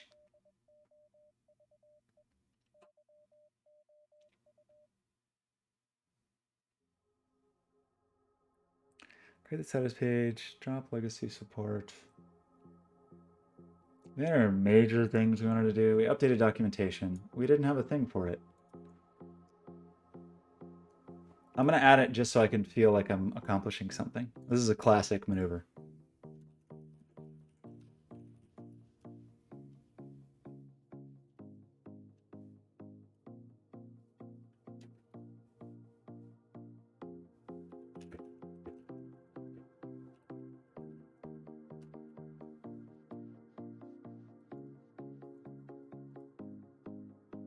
This is just straight up on the heat repo.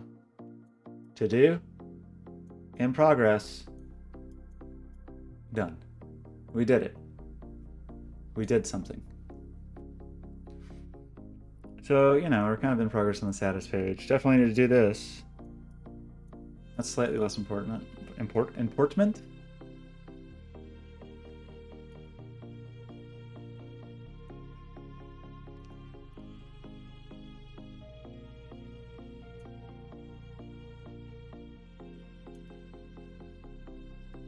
Any other really high level things? I feel like we did most of the little chores today that I meant to do.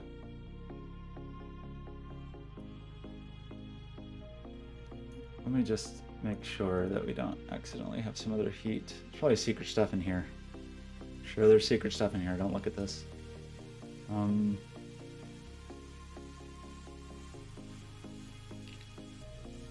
That's not important. These don't go in the repo. So the legacy thing, what do we do about it?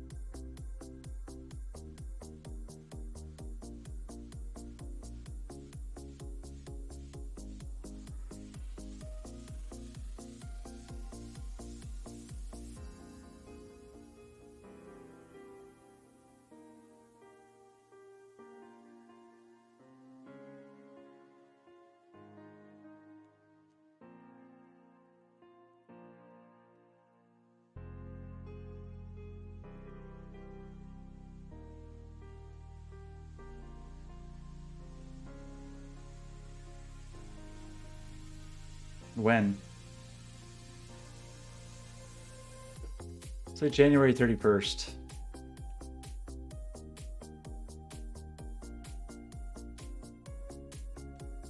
'22. Legacy connections to Heat using heatebs.j38.net. That should be a dot. Which socket IO or WebSockets are no longer supported.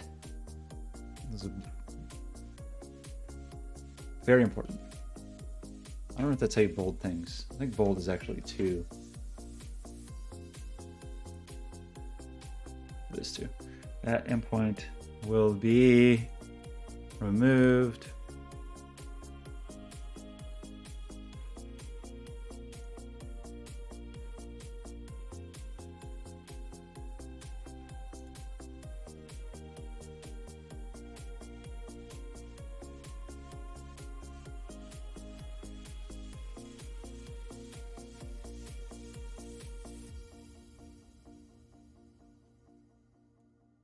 Legacy warning.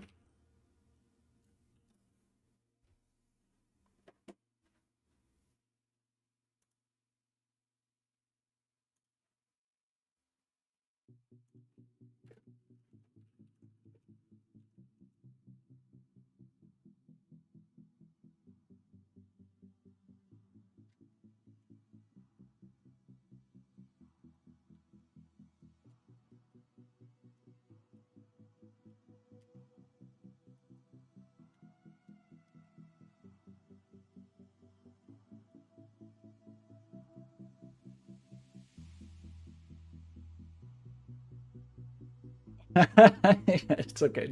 No one will ever read this. This is just for me to force myself to actually do it. So, like on the first thing next year, we'll go through and see who connected in the last month.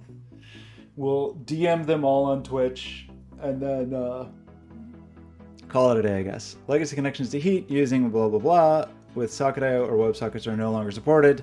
The endpoint will remove January 31st, 2021. Heat through using WebSockets only as described below. Okay, so those are pretty funny because the project's not here. I guess because it's like a meta project.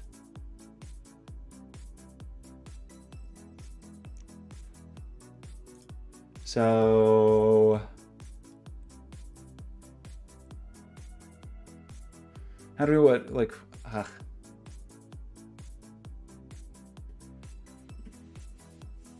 monetization, monetization,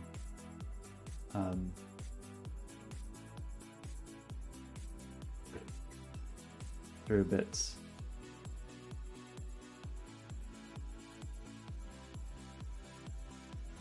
Why doesn't this have the convert to issue thing that this does? Weird.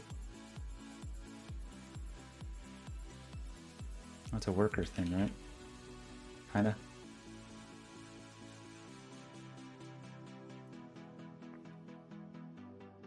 Easy. Just one single to do. Okay. Well, we did some basics here, right?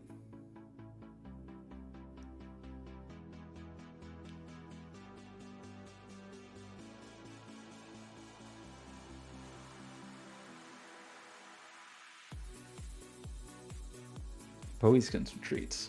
Serious treats. Okay. What else do we need to do about Heat immediately?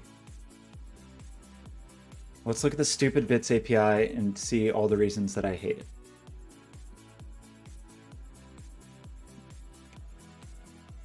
Oops.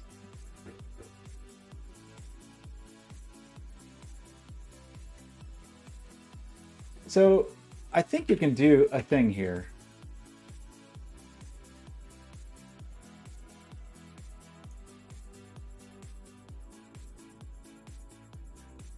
What?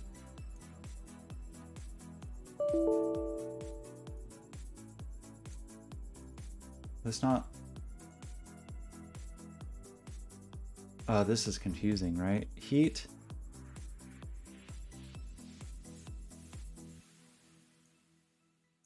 Where's the actual stupid... Oh, man.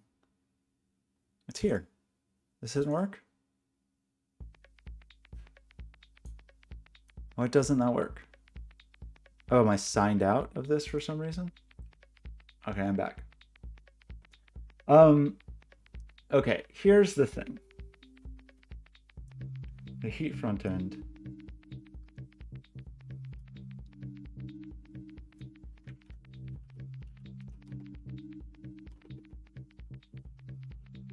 I think go to a real search engine. Is that not what it's called?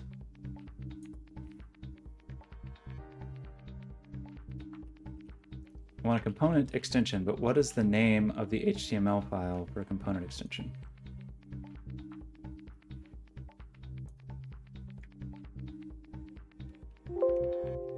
Why? Why?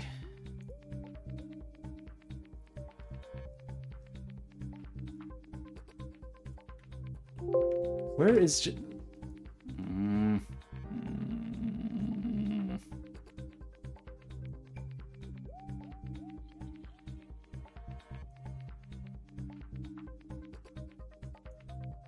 I would like to make the status page kind of cool.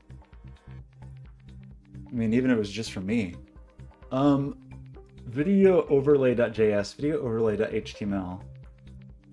I think those are magic names, right? Like I think config, video overlay, I think we have to call them that. So you would think you could just search for that file name. One, I don't understand why Google, no, I didn't mean that. I meant literally show me this.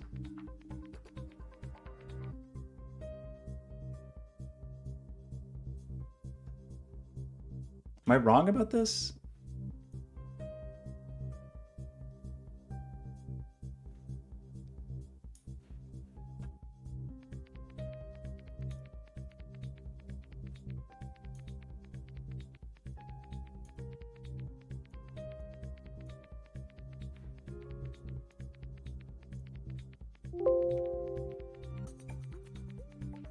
Where do you think the file name is? Where is the file name? Where is the file name? Building extensions. Okay. Designing extensions? Create an extension front end.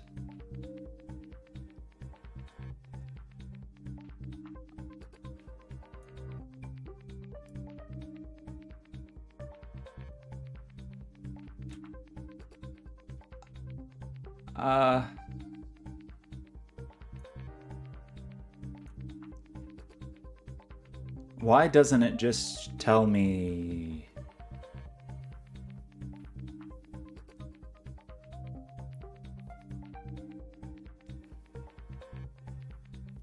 Maybe you do pick? Maybe I'm wrong about this? Do I have to edit this?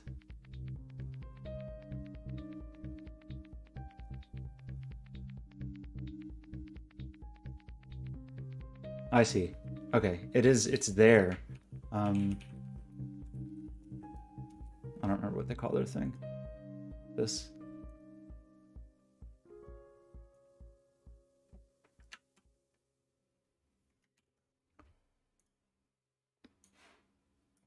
It's me. Okay, heat.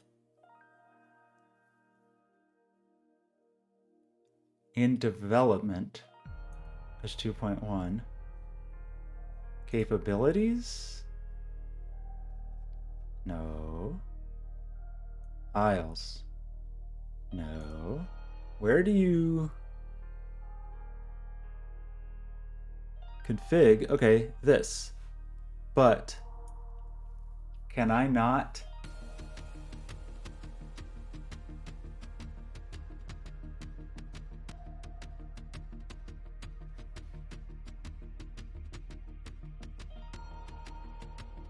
How do I... I really thought it was something dumb, like you just had to name it. Like, how do you add more files? Because I definitely have done this because I added mobile.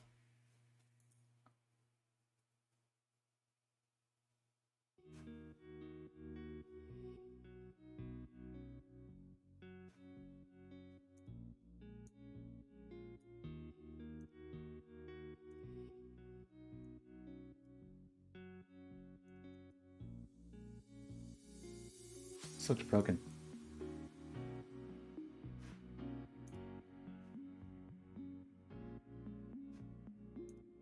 Create a new view. Overlay or configuration. Because that's all it's supported. So how do I tell it what files I'm using?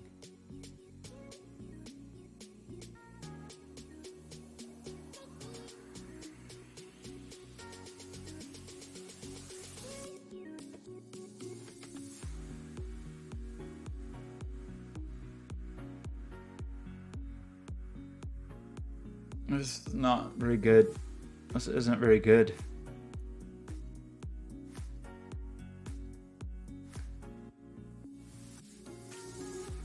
Do I just...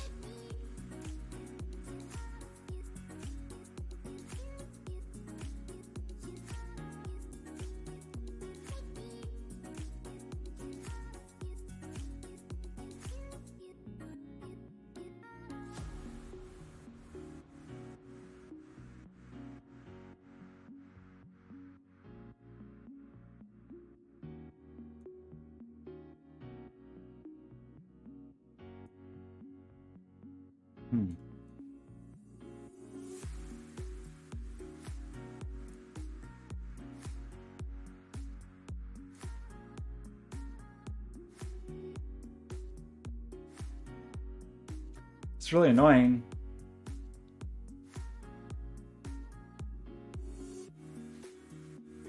I feel like this should not be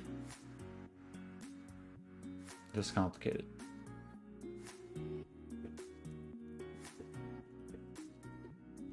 Like, how do you add more? If I just add a video component.html, will it magically work? That's kind of what I remember as far as adding mobile, but I truly just don't remember.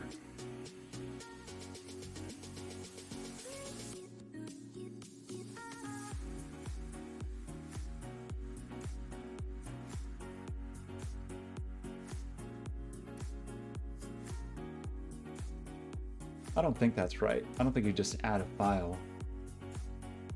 Somewhere you have to say what your extension is capable of. And I just don't really remember how to do that. And I don't remember if you do it server side or client side. Like, I definitely did it at some point, right? Because I definitely added mobile support and then removed mobile support. So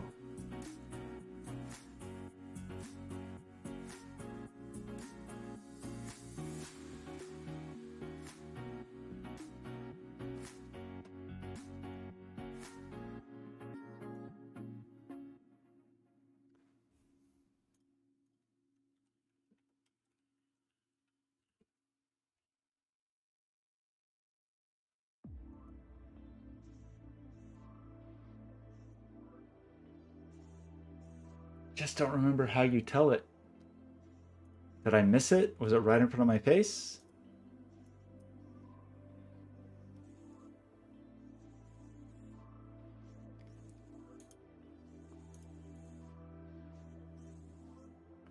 Somewhere in here you had to turn on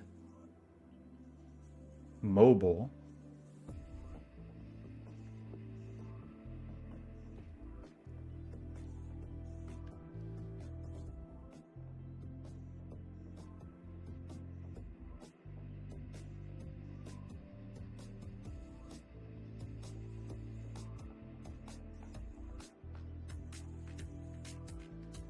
Okay, it's here under asset hosting.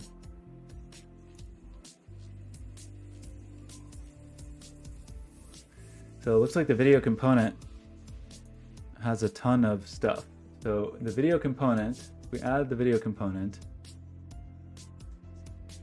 target height, aspect ratio, auto scale, scale pixels. Let's just go with defaults on this to start with, I guess. Okay, save this.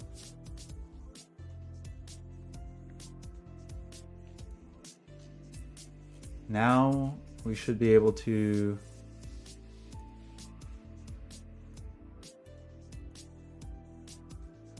what's funny is the overlay. Clancy's offline. Okay. So now can we create a view? Did that not save? Anybody? Video component. Refresh the manifest. Update the version. I don't know. I'm just gonna keep clicking buttons. Okay, component. Now we have a component.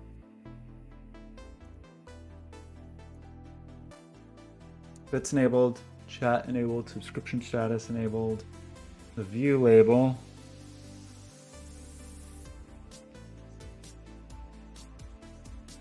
We can get rid of this. I hope Clancy's mom had a great birthday. So now we have this. For some reason it's still set to Clancy. I don't know why, but let's maybe delete that and try to get it to be me. Create a new view.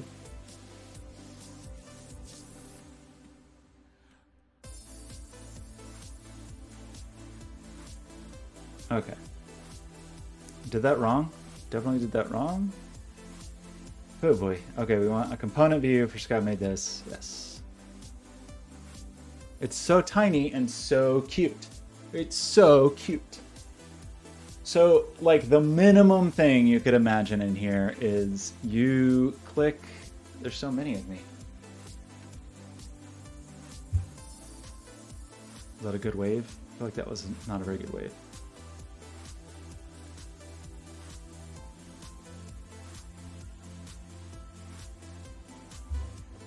Not my best wave, gotta say. Okay, so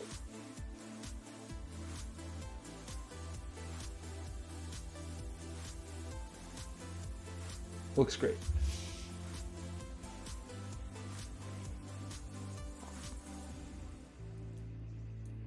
So let's think through this for a second. The like dead simplest version, dead simplest is you click this and it's just like unlock, enable heat, or like gift heat to the channel, whatever the text is. But you get a button here and you click the button, right? And that is the dead simplest thing.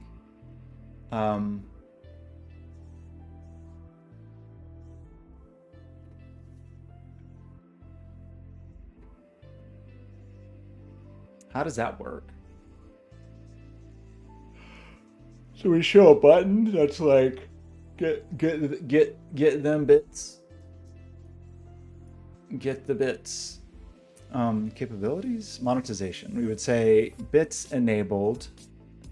This extension offers some experiences in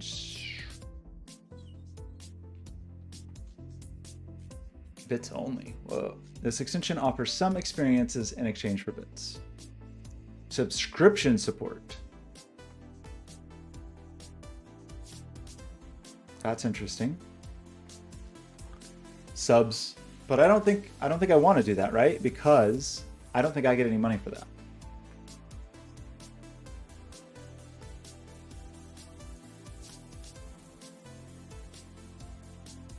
There are two ways to monetize an extension.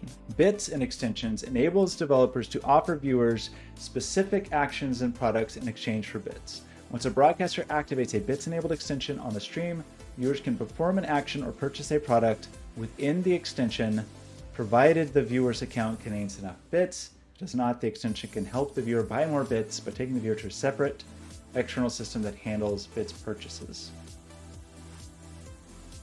Revenue from bits used in an extension is shared between the broadcaster and the extension developer.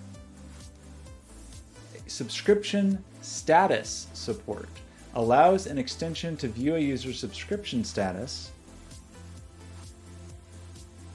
In this way, developers can tailor the features they offer to the viewer's status.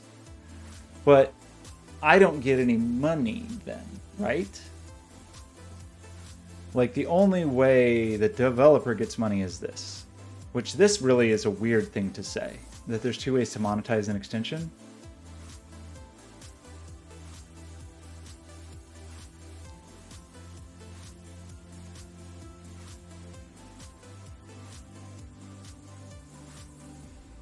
Doesn't that seem weird? Like, I don't think there's any way to get a cut of the subscription.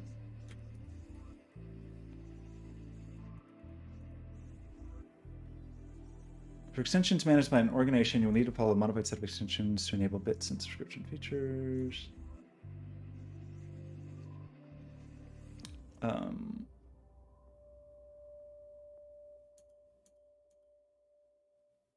Yeah, it doesn't really seem to say. If enabled, you can manage your product calc inside the extensions developer rig. Can you really?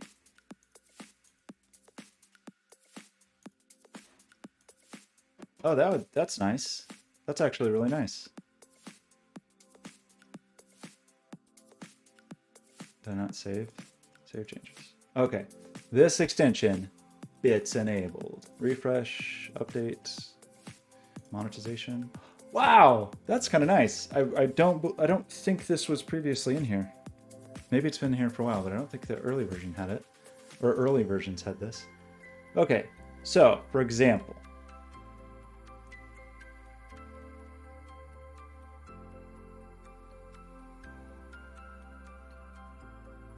oh, interesting. Setting this to yes will notify all instances of your extension on a channel when a transaction for this product has completed. So that is a way that we could do the thing to tell every, you know, to make the extension itself say,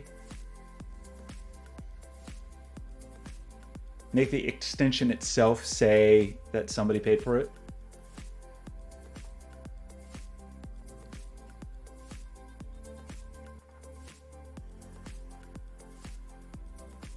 Setting this to yes will cause this product not to be displayed in a released extension.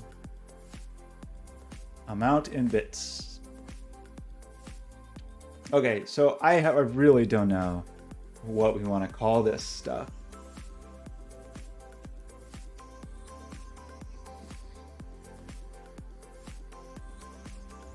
I mean, what do we say? 1 minute? 5 minutes? 10 minutes?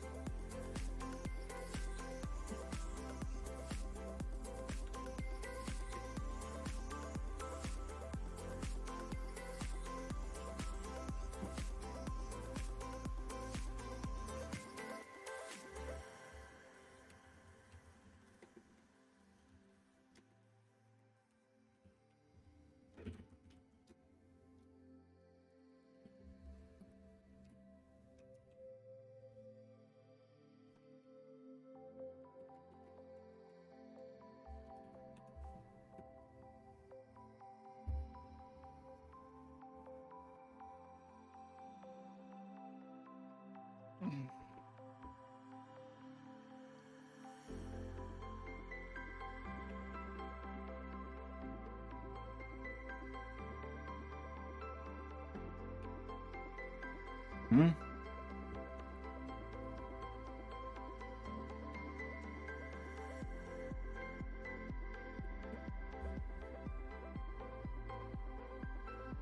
And now I'm tempted to only do the channel thing.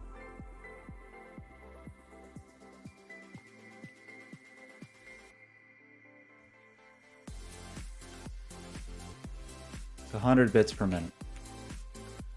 How much is that? Is 100 bits $1? How much is 100 bits? Save all.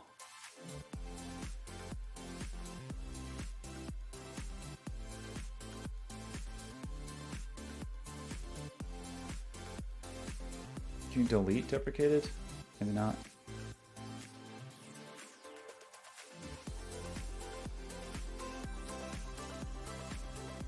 $1.40. Oh my gosh.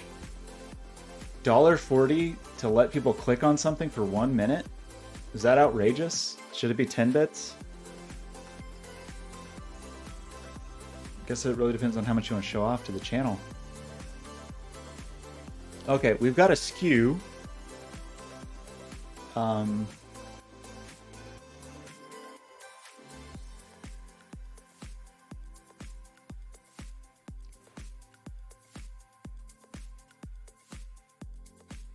So then, like, monetization, managing bits product catalog.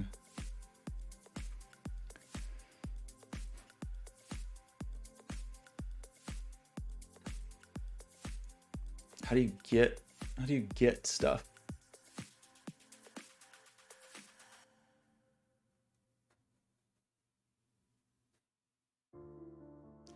Get products.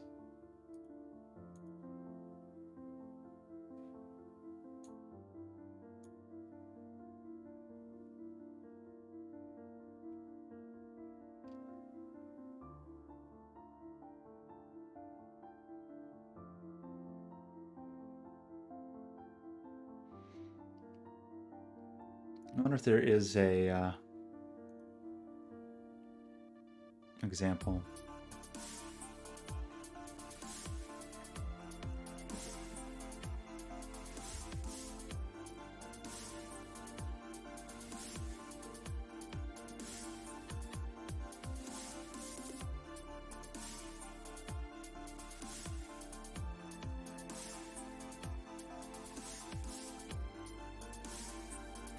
How do you use this? Is this actually just on the helper? Maybe it's just on the helper.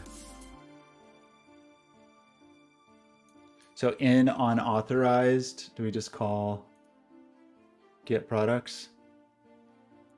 And it just gives us a promise. So does it look a little something like this?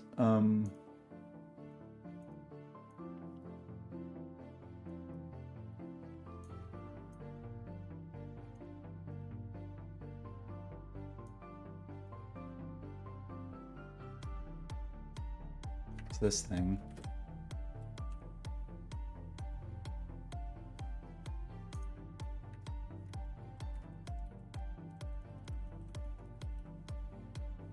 The other ones we have separate. I guess we'll do that. I don't really want to, but sure.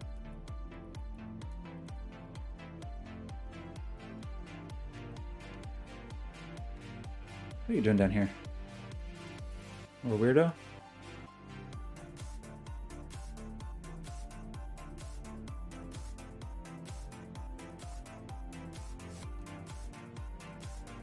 Oh yeah, video component. Oops. So yeah, I just don't actually remember how any of this works.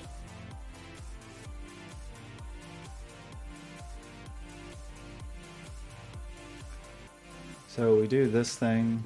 This looks important.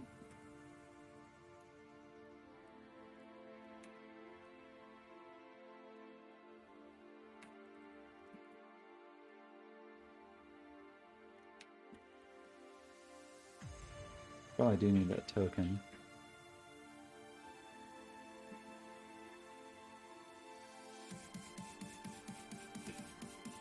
So this, just this.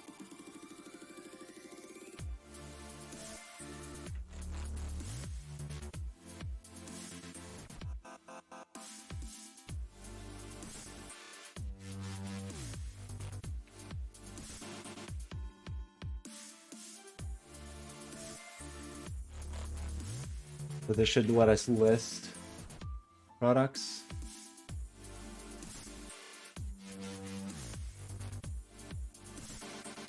I don't want to move this one below the other one, but let's just delete it for now.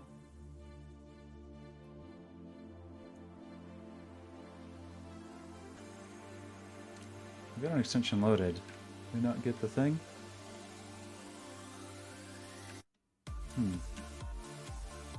Video component JS is included. We're calling this when the page loads. I'm missing something here? Probably. Just get extension loaded.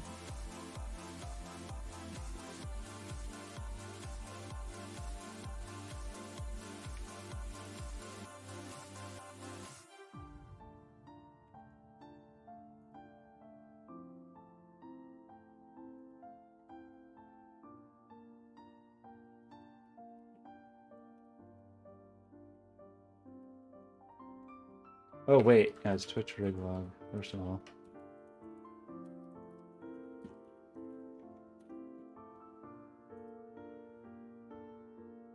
Okay, that didn't actually help.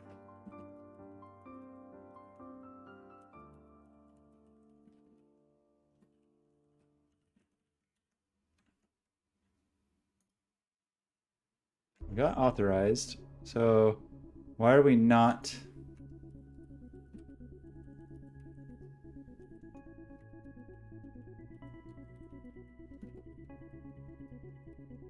It's not getting any products back? Did I not save here or something?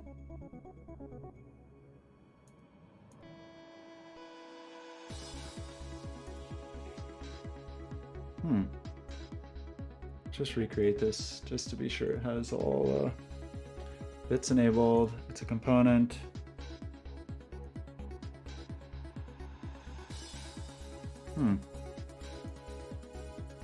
Is there an error? Channel ID. Sure, that's an error. Okay, it's just an error.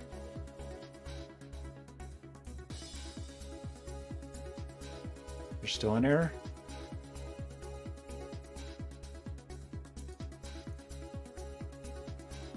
Bits is not defined. Great. Because it's twitch.bits. How many more errors? Any others? Okay. We've got the thing. So now what do we do? Now what, everybody? I guess we...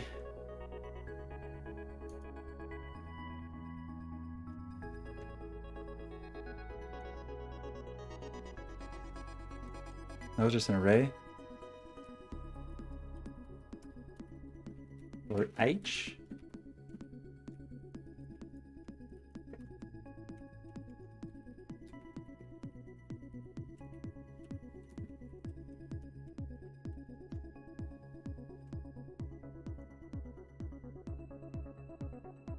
Okie dokie.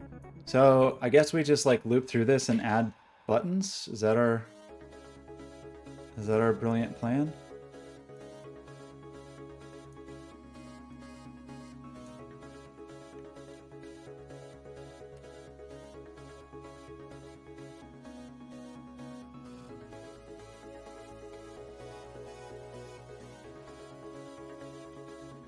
Can I put this down here? So fancy. You know, like we would just append a... It's a little annoying, but whatever. Just append a button.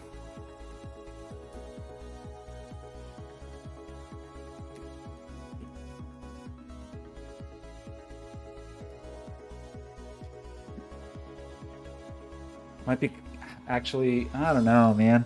Would it be nicer to, I don't really want to bring in any kind of templating system in here or anything, right? So I guess we just manually make it.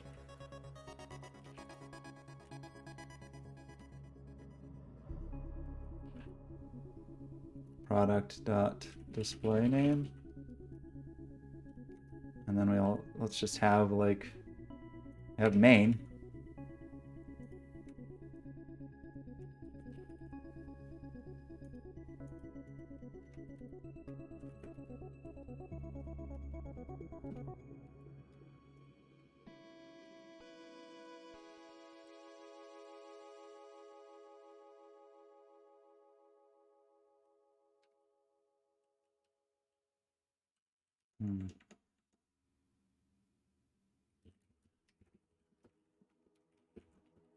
that how you do this?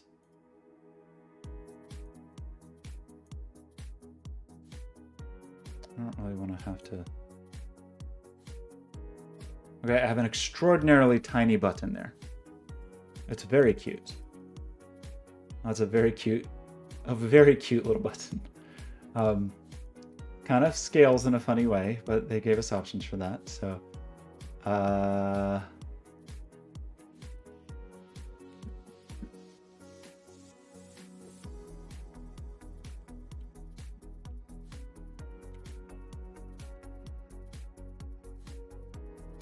cute.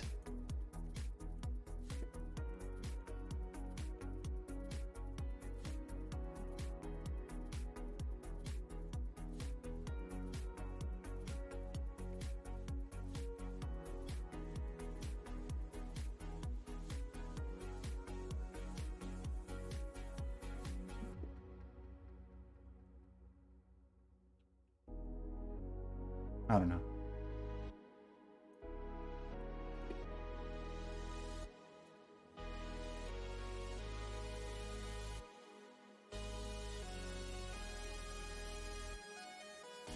Really does not something's really kind of off about the scaling. I don't know what to think about it. Is it just, I mean, typography in Windows is truly abysmal. So look how good that looks.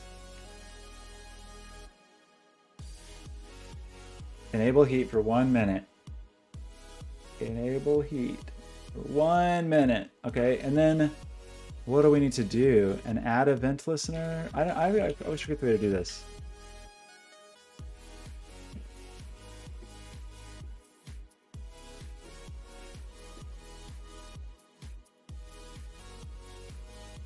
I don't know how that became an array.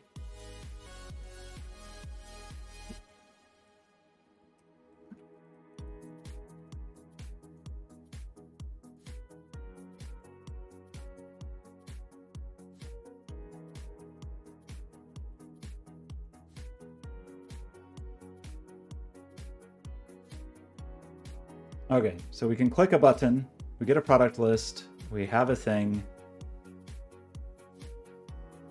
It's really great. We can click here, we can enable heat for 1 minute. I should probably show the price.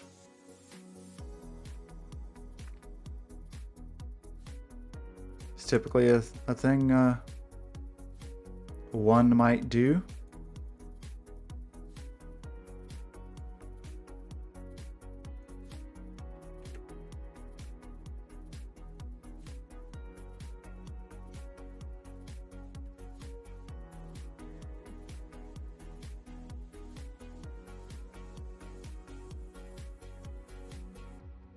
Beautiful. What was it called? Product.cost.amount. Product.cost.type. 100 bits. Look how good this looks. Looks so good.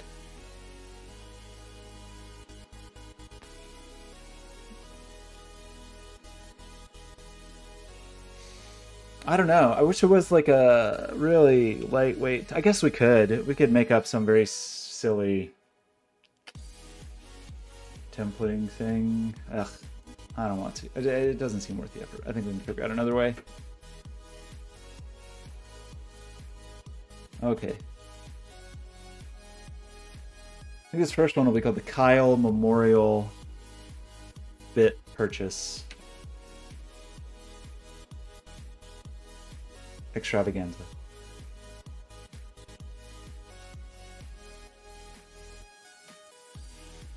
Okay.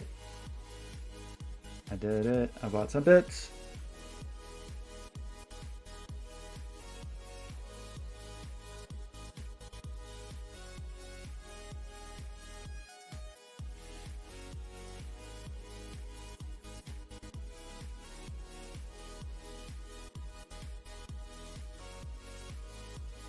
What gets weird is like somebody could potentially dump. I mean, I guess that's fine. You just dump money and extend it for some indefinite amount, you know? Just extend it for eternity.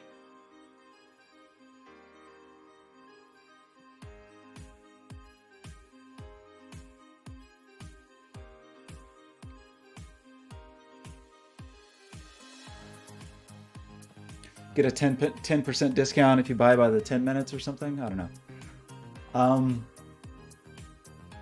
Okay. Well, this looks really good.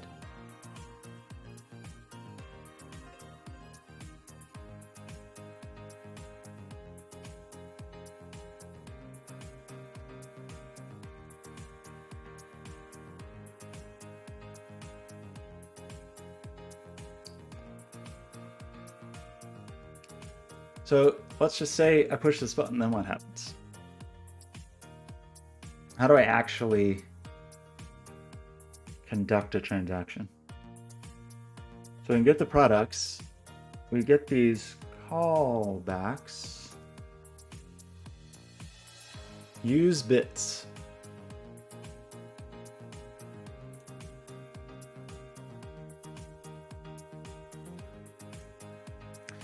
So in theory, all we have to do is inside our callback here,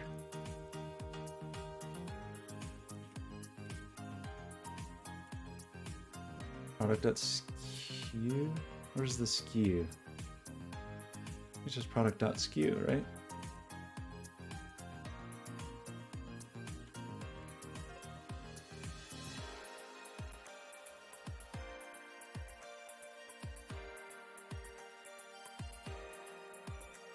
And now we need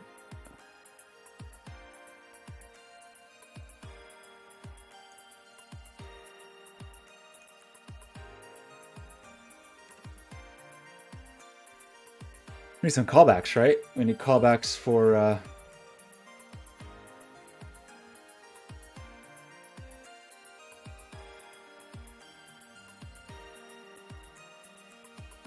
mean, right? Isn't that what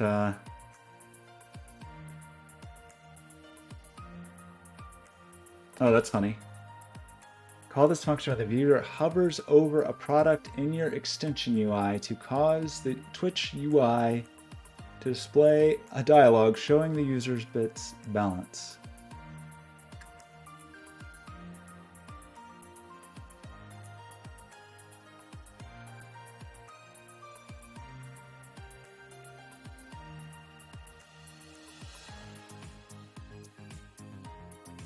I see. So you can cheat, use local loopback.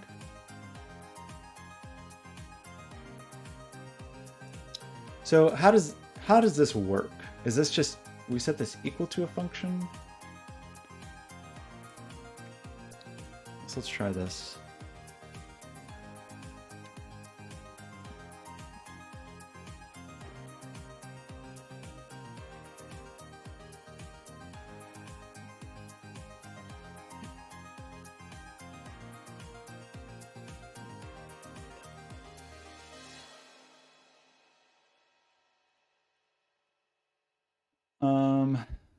So transactions can be complete or canceled.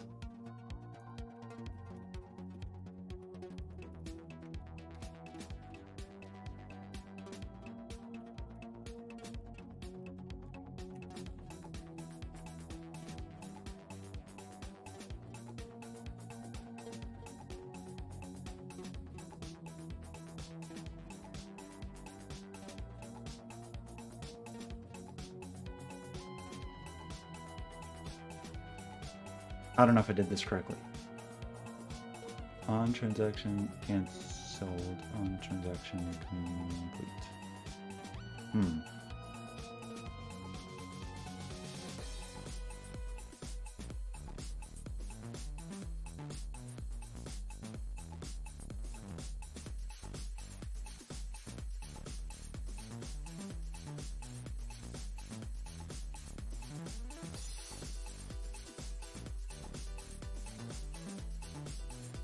So I gave you an example of this.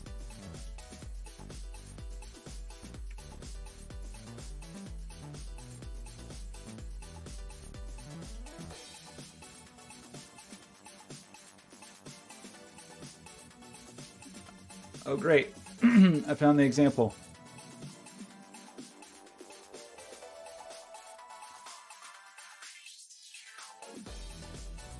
Stardew Valley extension. You got bits in here?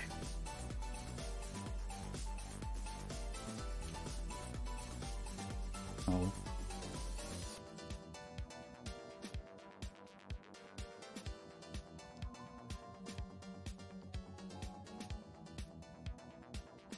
This one, bits for example. Okay.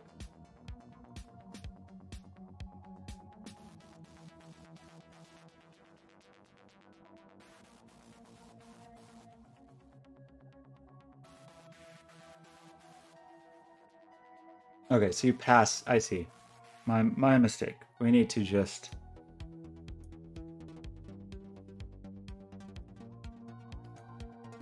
pass a function to that, not set it equal.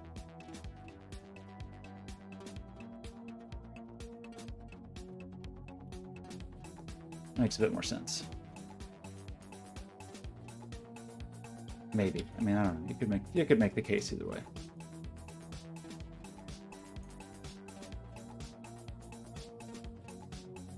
On transaction complete.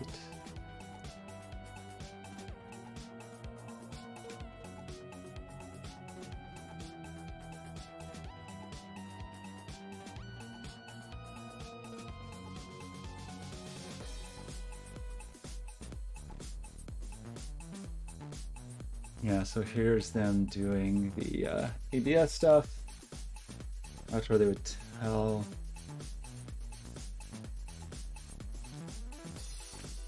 Broadcast is when somebody else, yeah.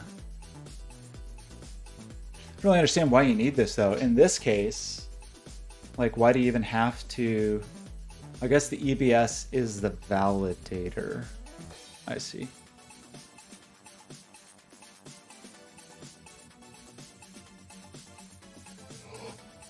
Which we have to do, but I don't really understand why that exists in this example. On transaction complete. Twitch.bits.on transaction complete.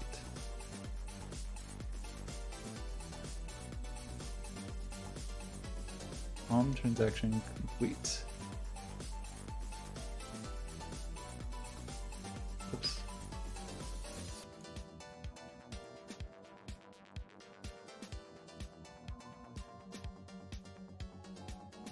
Oh, that says that's not inside unauthorized, so maybe we couldn't do that in here. Oh yeah, we shouldn't do this in here. That was a bad idea. It should be out here. I mean, I still would have thought it would work, but. So we're calling use bits. Does that mean we need to do that loop back?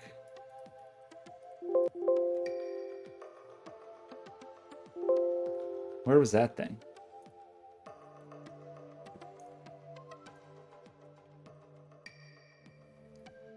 This thing?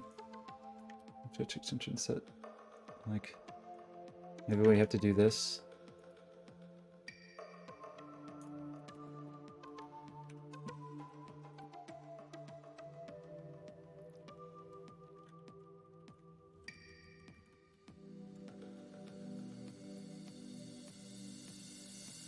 Oh, I just realized. Well, okay, whatever. Why doesn't this work? Maybe there's a stupid error.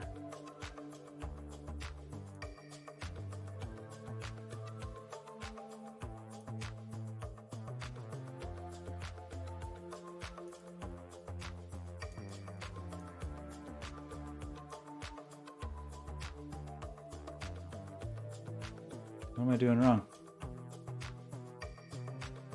Some messages have been moved to the issues panel. Great.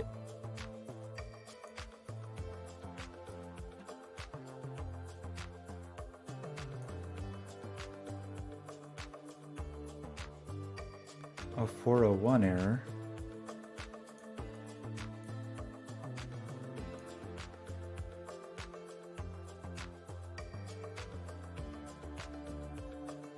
Bits extension is as eligible.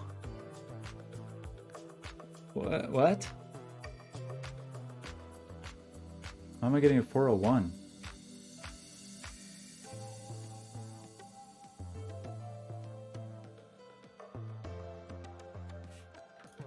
Do I need to do this out here?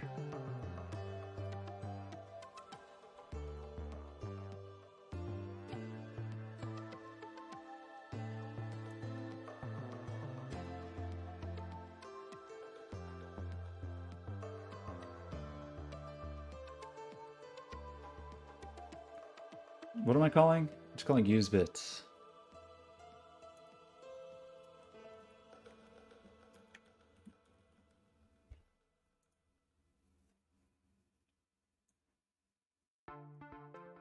The user is logged in. The Twitch UI displays a dialog showing the current amount of bits necessary to contact does not.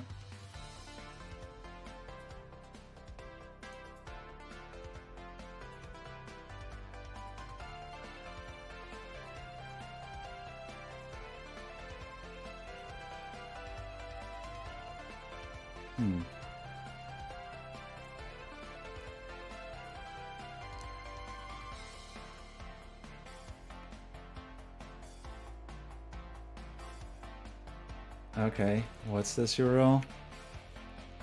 This is not helpful.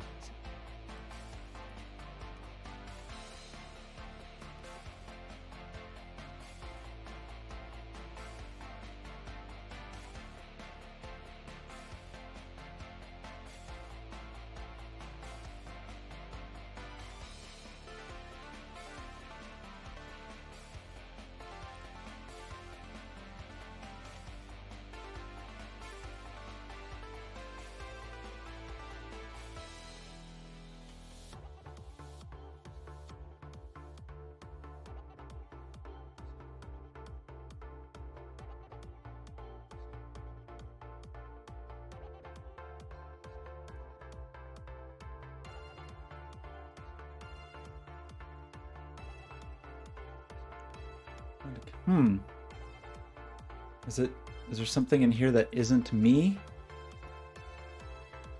Create a new view. Bits is enabled. It's a component. That's me. That's me. That's me.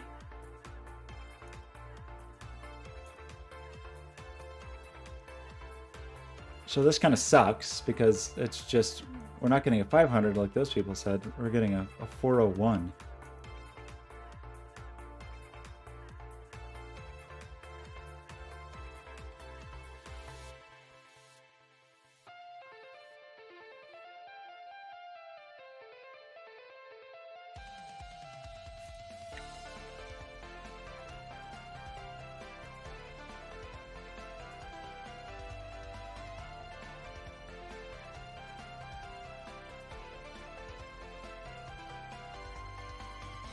It should be this simple, right?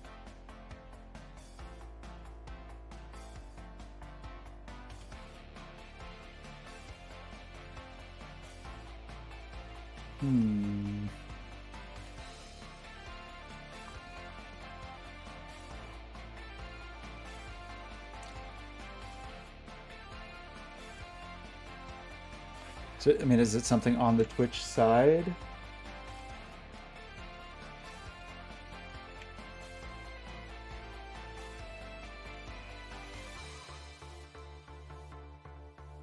And stop streaming shortly.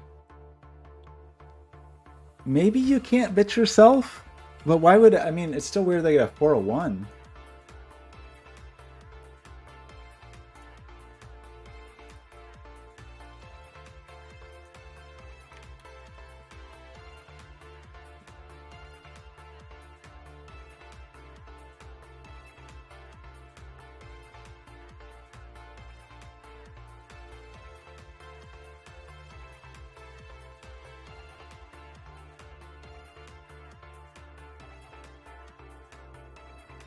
A 401 or a 400 and a meaningful error. So I didn't see a meaningful error. The response seems empty.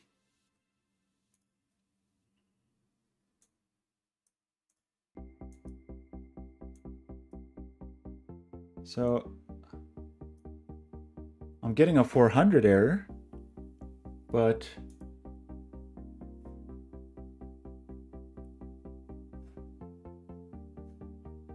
where is it actually showing me the response?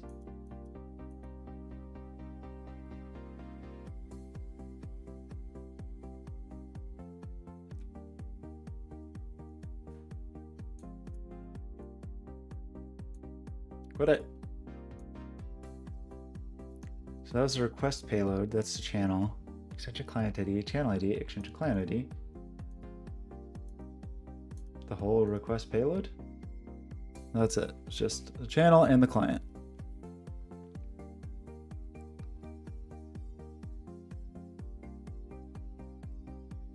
Although that appears to be a different client ID than me, which is a little weird. The headers and the payload don't match. Anyway, I'm not seeing why isn't there a response? Like, what is the response?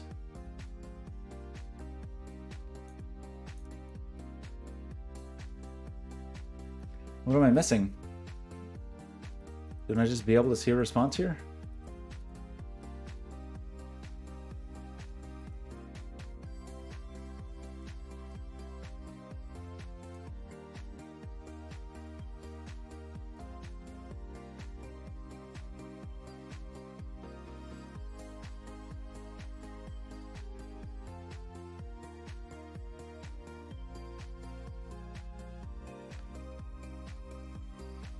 Is that why is there no response?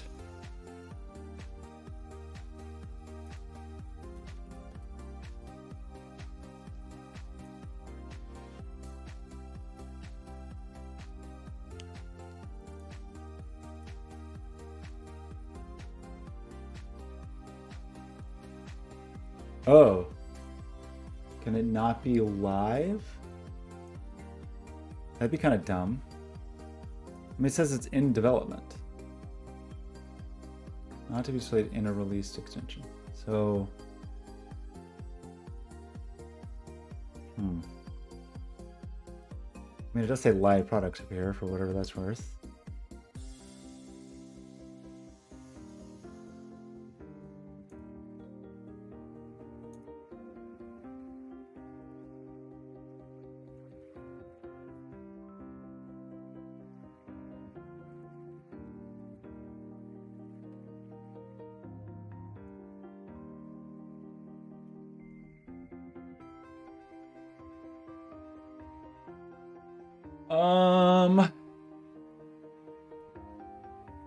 This is stupid, and it sucks. I thought that loopback thing...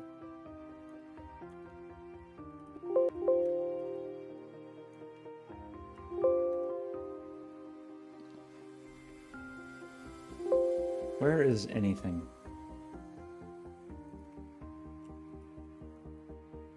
Set use twitch.bits.setUse loopback. I mean, this function sets the state of the extension helper so it does not call live services for the use of bits. Instead, it does a local loopback to the completion handler after a fixed delay to simulate user approval and process latency. So, like, set use loopback. Twitch.bits.setUse loopback.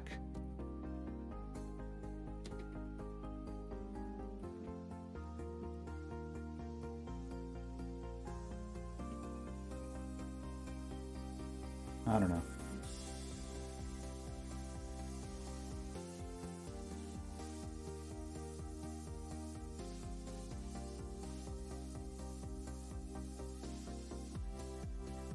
Well, now I've broken everything. What do I do now?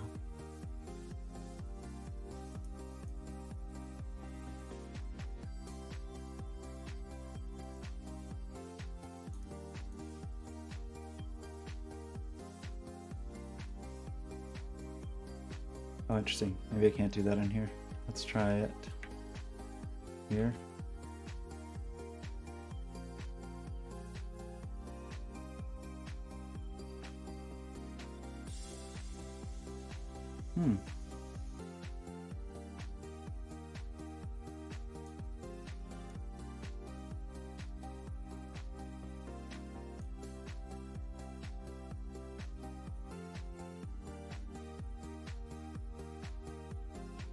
Weird.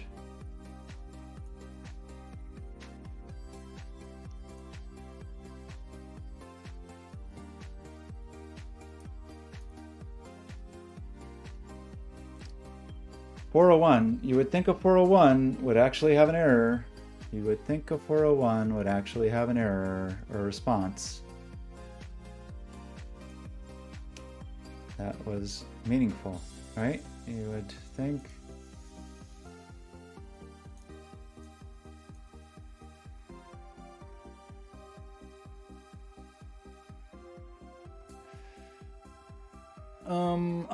Like, is that loopback thing just not working? Am I not using it correctly?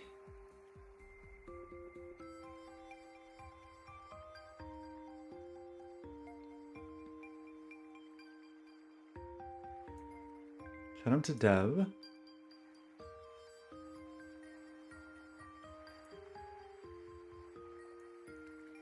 Oh, it's a function. It's a method. Okay. My fault. My fault. Oh, JavaScript, you're so terrible that you can just overwrite a method. Good grief. Okay.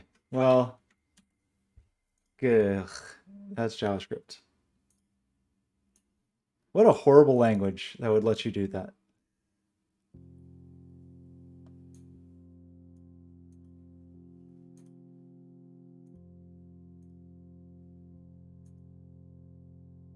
Okay, we got a transaction back. So we get a transaction, and I guess that means our transaction was complete. And so if we get the transaction back, then we want to post that. So this is where it gets pretty weird. We got to think through this a little bit. I guess if you use the loopback, you don't get it.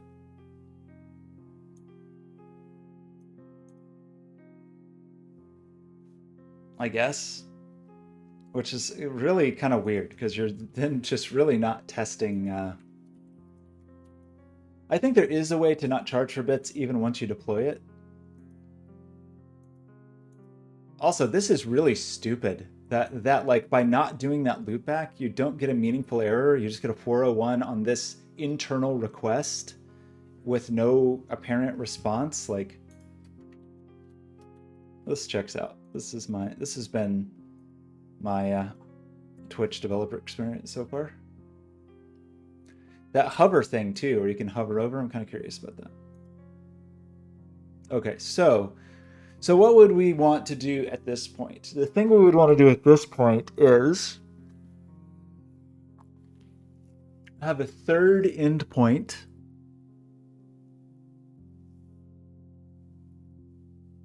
That's another weird thing because we need to change the URL of our EBS. That's fine though. That's fine. Okay. So we would have a third endpoint if this transaction was successful, which I guess this means it was successful, right? Like if the transaction's complete, it's successful. This function registers a callback that is fired and the transaction is complete. So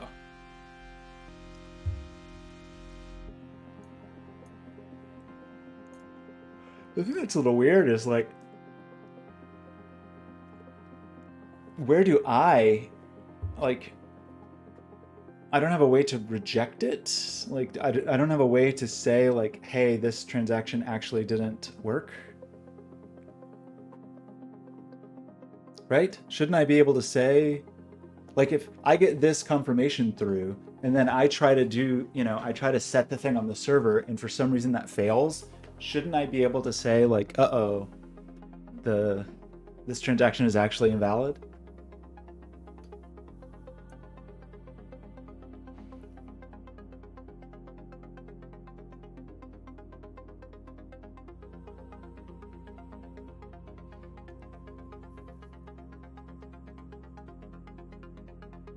Yeah, this is interesting to like send the thing to everybody.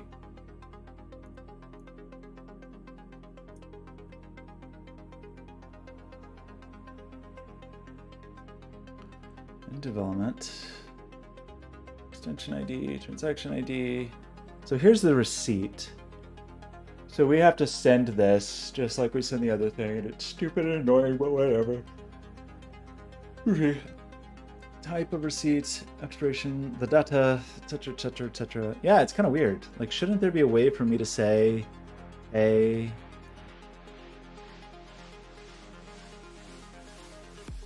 we screwed up? Kyle, enable heat for 1 minute. We're making a button. to enable heat for 1 minute, although I'm probably going to stop in like 5 minutes. Yeah. So it's semi-working with the Twitch API.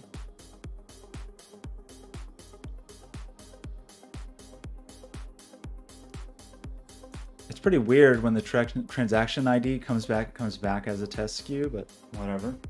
And says 1 bit. It's like all the information that comes back is wrong. So this actually sucks. Actually, that I can't. I don't think I can do this properly in the rig because I need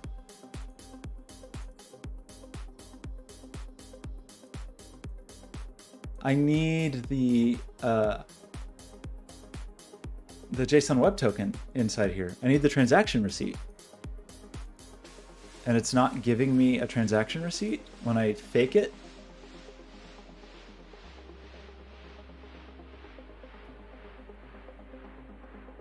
Maybe I have to like, ugh.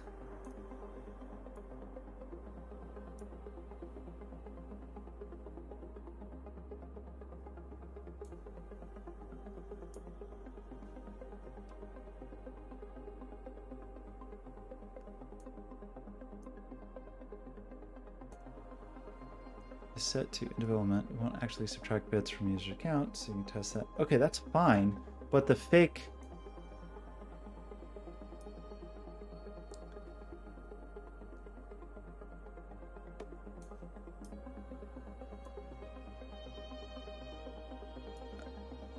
Okay, testing accounts where you list a channel. If any accounts that you want access to install and use the extension while it's still in development, the broadcast whitelist. This still doesn't make very much sense to me.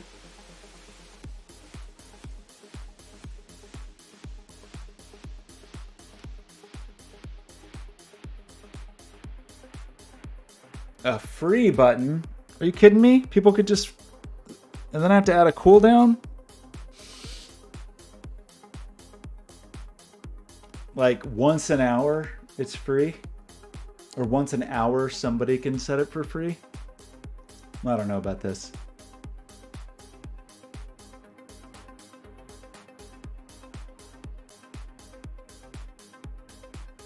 It's not trivial, unfortunately.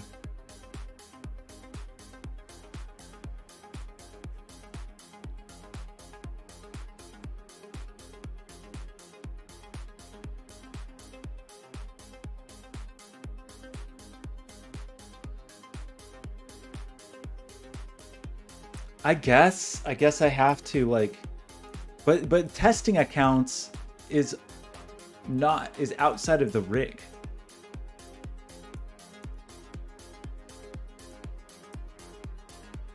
That sucks. That means I have to publish it to Twitch to be able to test it.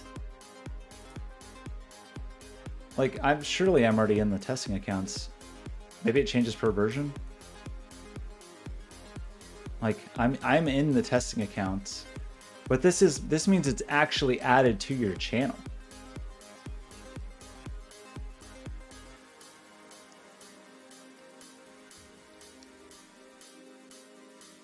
Where I can't do any like actual development here. It's like deployed on Twitch. So how?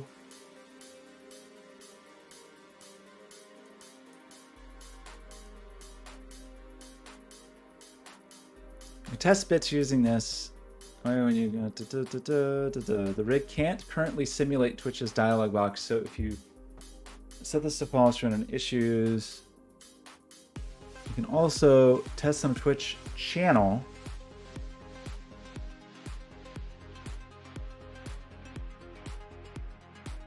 This sucks. That means I have to publish it. I have to publish a broken version of the extension to my channel or a test channel if I want to be able to validate the JSON web token flow. I think that's sure what it seems like.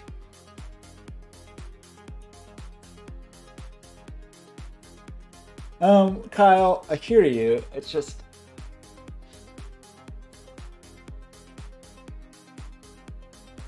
once an hour, it'll be free for a minute.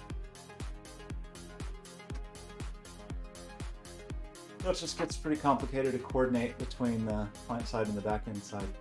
Because who adds that? Like, where does that come from?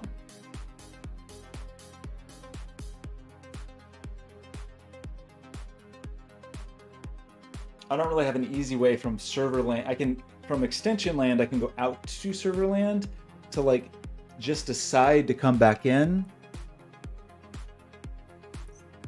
It definitely makes things a lot more complicated. We can think about it.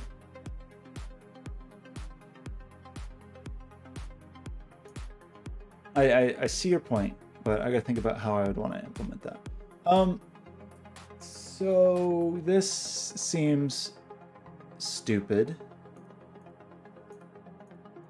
Not surprising, but pretty stupid. That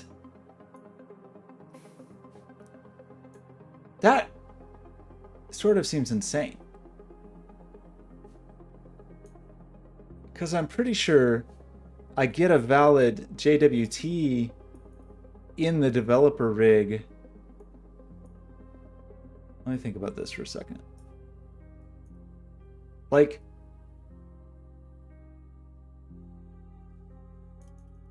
okay, we send this token. We're not sending the receipt.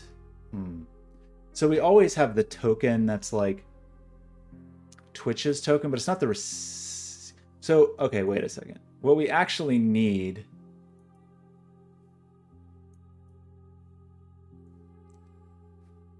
is a JWT containing,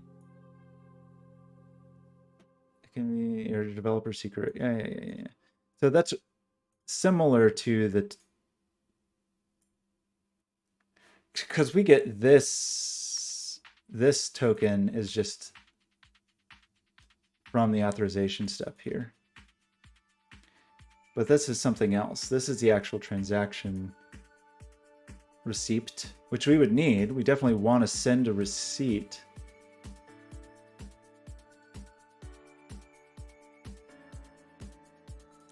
Why? Why is this so dumb?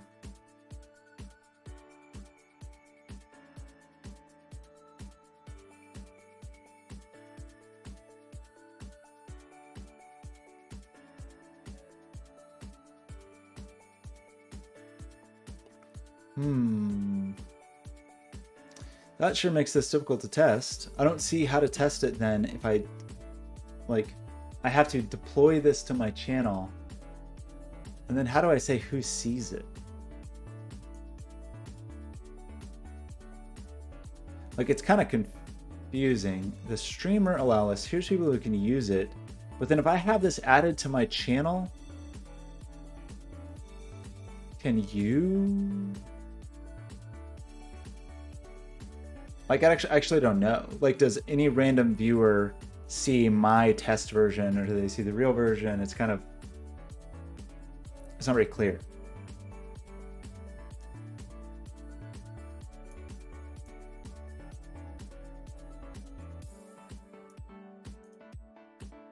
I think I can. I think I can have both the real version and the testing version simultaneously. But the thing that really is baffling, yeah, I think you're right. I think that rings a bell. Yeah, I think you're right. So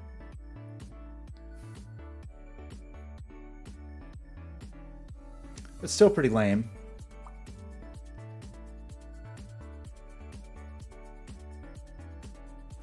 Like, what did this receipt? So we did get a receipt. It's just a useless receipt. But we could just have like a shortcut on the server that's like, hey, your receipt's stupid, but thanks for trying.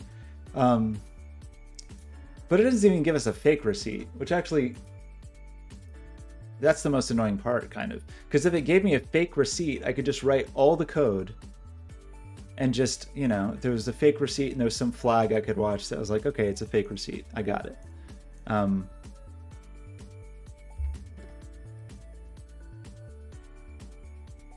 Yeah, I know. It's like totally, it changed the amount too. And the user ID, bits user is the display name. Like the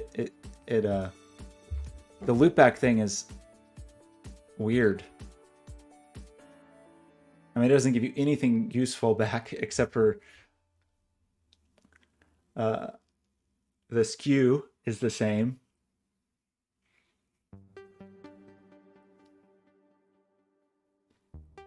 So I don't really know what to do about it.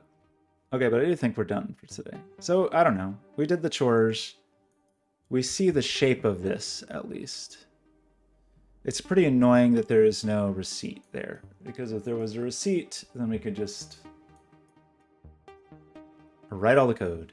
Or even, I would even settle for a, just if they gave me an exact example receipt, you know, that was like, here's an exact example receipt. But I guess it couldn't be because it's a JWT, so it would have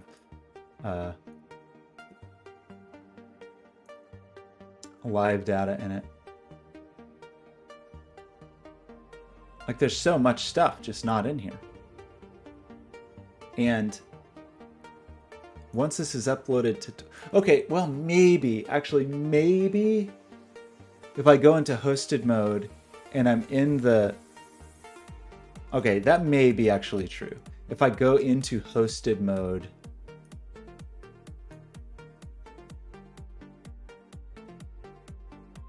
let me think about this 1 second. We'll try one more thing.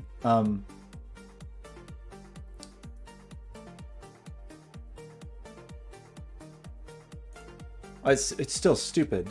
It still makes it hard to develop, but let's just try it real fast, just to see if I could even see the contents. Oh, binary, every time. Every time I try to do something with Twitch, suddenly it's like, oh, this is all terrible.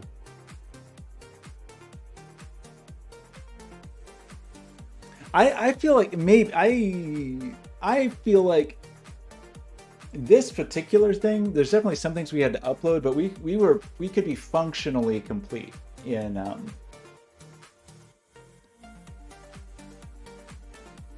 the rig. Like everything you do with heat, you can do in the rig. There is a token. It's not a receipt. Although I thought maybe it was channel points. We had some kind of channel points thing that we were getting a receipt, and it was valid. Yeah, so the thing I was about to say is this would be slightly helpful, maybe, if we turned this off.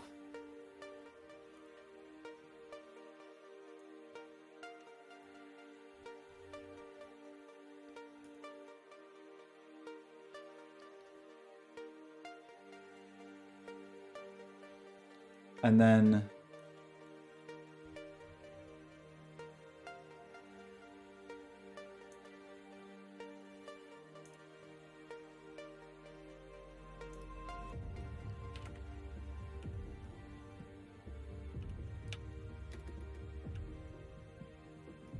just uploaded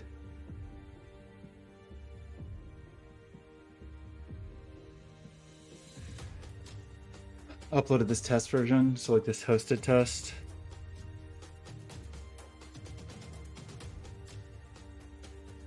I don't remember how.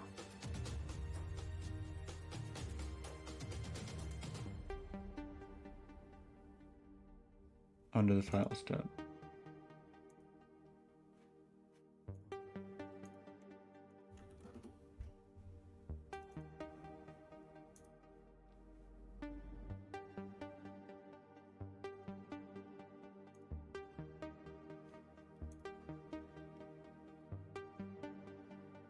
So now if we move to the hosted test, can I see that here? Like stop front end and update and refresh. Like, does it know we're hosted now?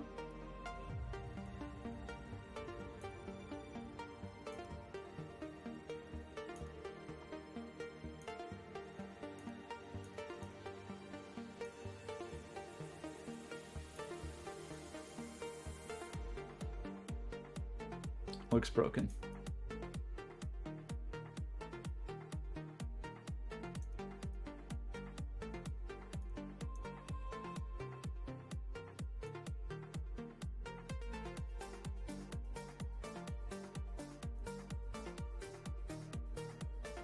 Why is this empty? Doesn't it say we're on?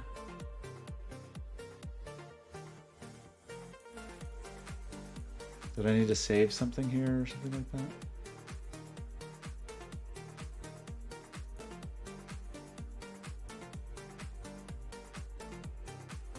Says we're hosted. We refreshed our manifest. We've updated.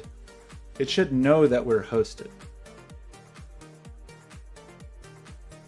Right? Am I misremembering how that works?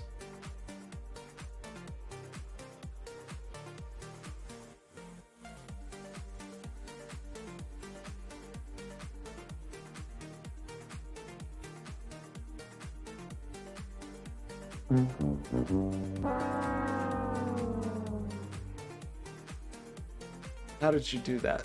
Do we still have the sticker thing turned on? Is the stickers thing turned on?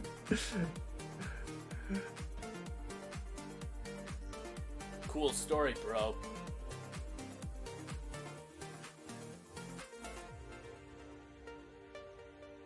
I thought I turned that off.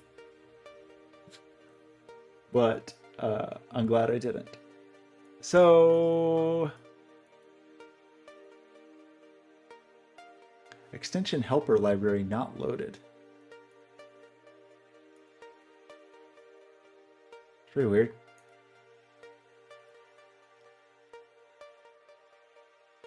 Did I do something wrong? Like not include? That's funny. You didn't refresh and it still let you do it. Let's turn that off. Okay. I have the component. I commented out the loopback thing, right? So we're not looping back. So why is it just busted?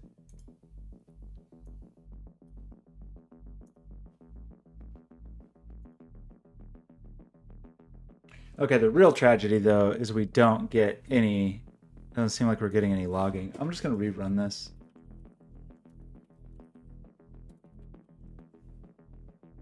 I thought you could still use the developer rig with while hosted. Like once you made it to hosted mode, I thought you could still do the thing. I did. I did it.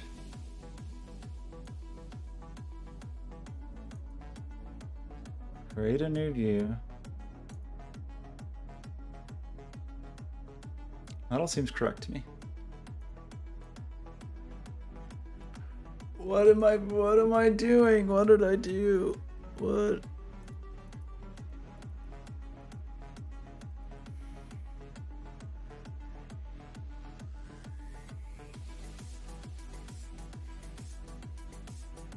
I kind of thought you could still do this while hosted.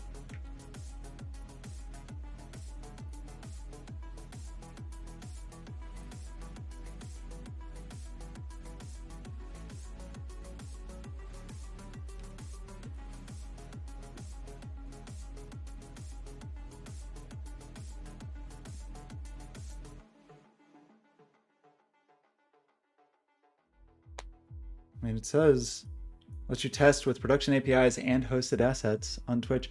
It seems like we're seeing hosted assets, right? We're not seeing any logging though, which is a weird thing.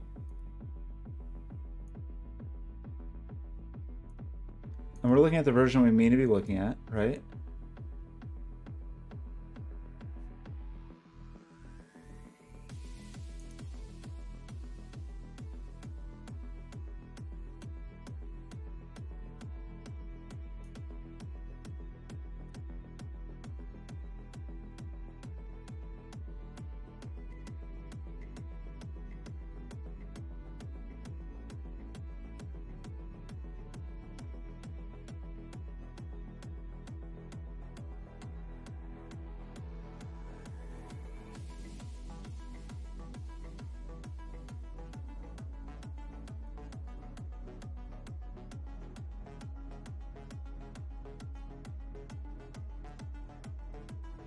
Very weird. These are all acting like they're looking at localhost. Localhost rig. Maybe that just embeds the remote version. What am I forgetting? I even thought there was a thing that was like, the current thing is in hosted mode. You can't run the rig. Like, I thought that was a thing we had run into in the past.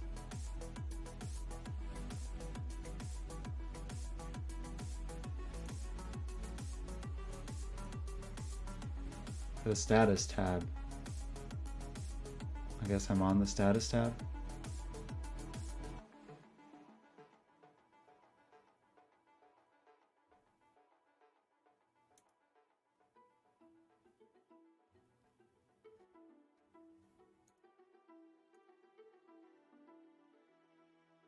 Weird. Component is not listed here. But mobile is?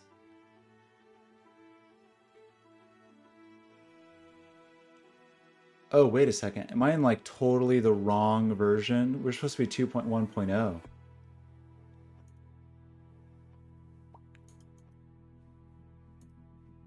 Maybe I'm on the absolute wrong version of Heat. I think I was. That was okay. That was my fault. I think. Pretty weird that it let me do that. Let's try this. That would not have been a problem if it would let me delete old versions. Okay, we have done this. We've moved to a hosted test. Move to a hosted test. 2.1.0. Update this. Refresh. Okay, now we know we've hosted. Great. Refresh all views.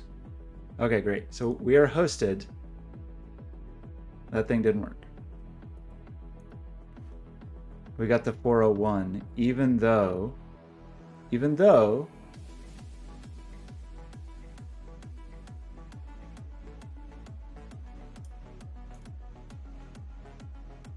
this should be like hosted. Let's just recreate this just to be sure. Create a new view, component view. Bits are enabled. We got the dumb thing. We get the stupid is eligible error. That seems to have no response.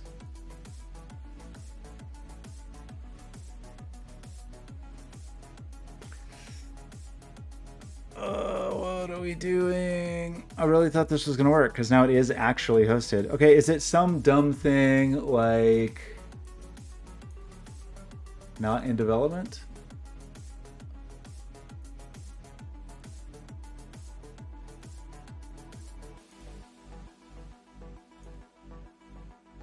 Still doesn't work.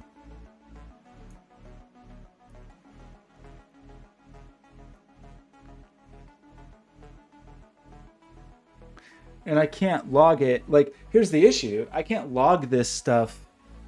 Oh boy.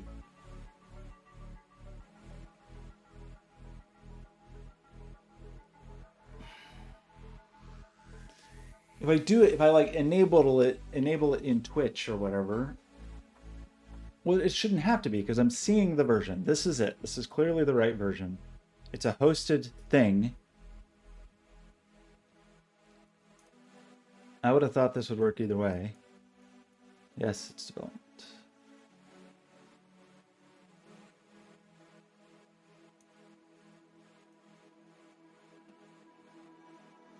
I got rid of the loopback thing.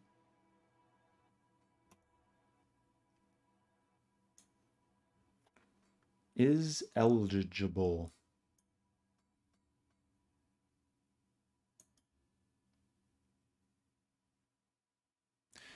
Like, do I not have bits enabled for my channel or something? I do, right? Because you can cheer. Why doesn't this work? Why doesn't it work? You know what? Here's the thing. I'm annoyed that it doesn't work. Especially because nothing ever works. That's annoying. But the thing that is actually makes me angry is the uselessness of this error.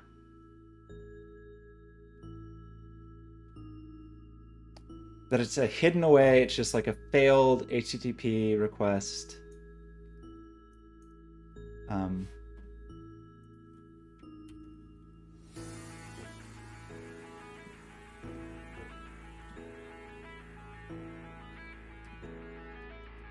and I get a 401 error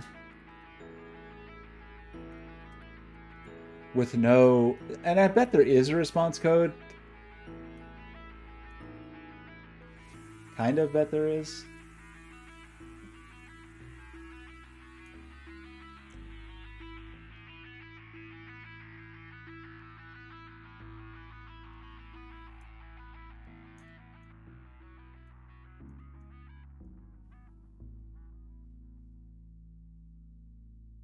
This message is from 2009. 2009.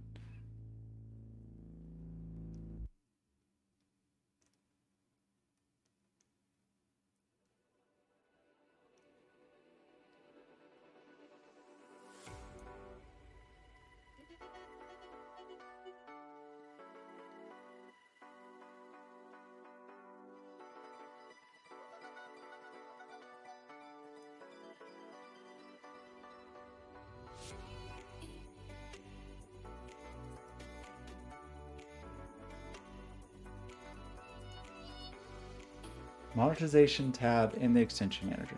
Okay, did we do that? We do it on the wrong thing or something? Bits enabled. Bits enabled. Bits are enabled.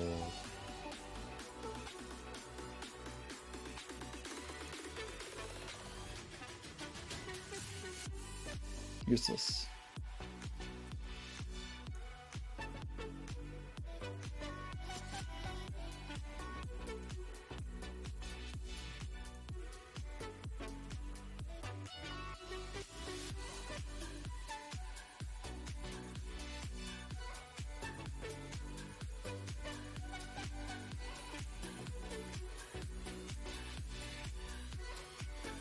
We're making it easier to test bits and extensions in your own channels. Developers can now activate bits-enabled extension versions that are in testing on their own channel without needing partner affiliate status, etc., etc., etc., etc.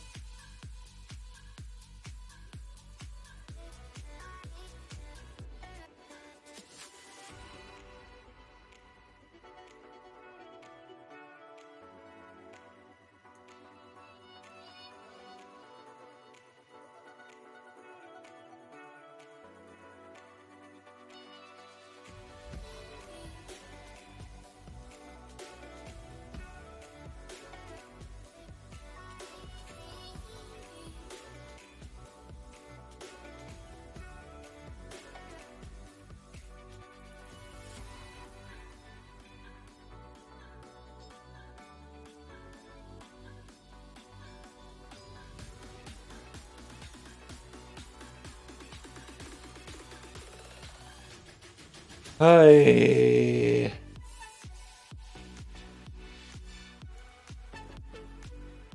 So according to Barry, the rig can only. So how are we supposed to do this? You just like guess. You write your code and you guess and you hope you did it right, and then you actually have to push it to Twitch to be able to write your backend. Cool, Twitch, super cool. So.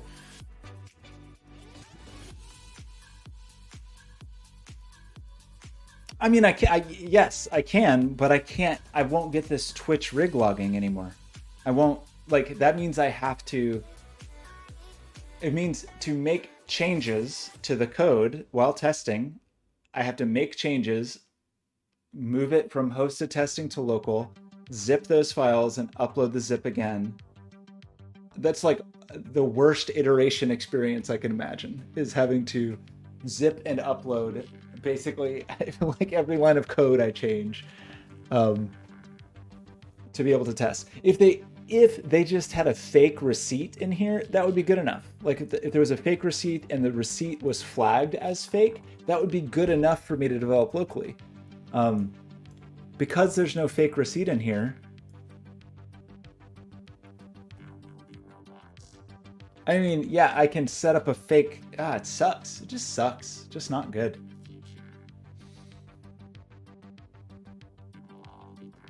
for me to be able to get a fake receipt, we'll just have to set... Ugh. I just want to see a receipt. And I don't think we can log it once it's deployed to Twitch. Maybe I'm wrong about that, but I believe once you're deployed on Twitch, you can't log in there.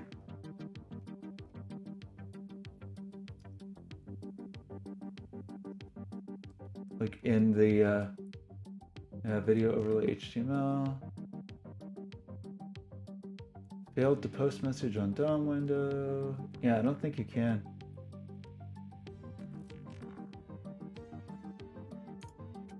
That's dumb. So for me to even see one of these things, I guess I could do something really silly and just have like some local server running.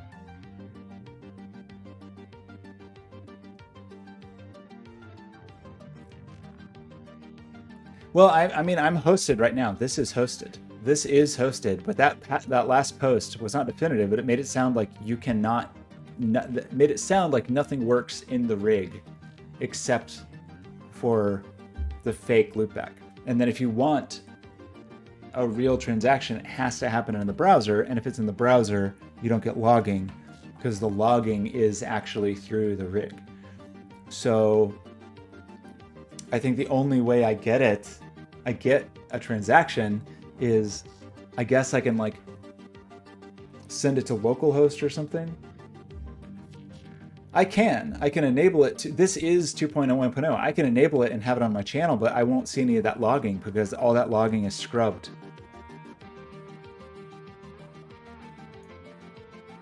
I'm 99% sure. Let's check just to see, but I'm pretty sure that's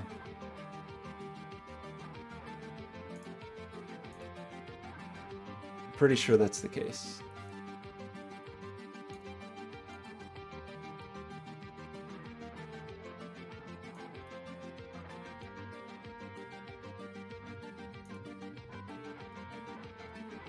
Wait, how do I do that? I thought once it was hosted, you could. I thought once it was hosted, you could use it. Oh wait, there it is. Invite only. I thought it would show up in here, but it shows up in invite only. Okay, assets uploaded. So if we install this,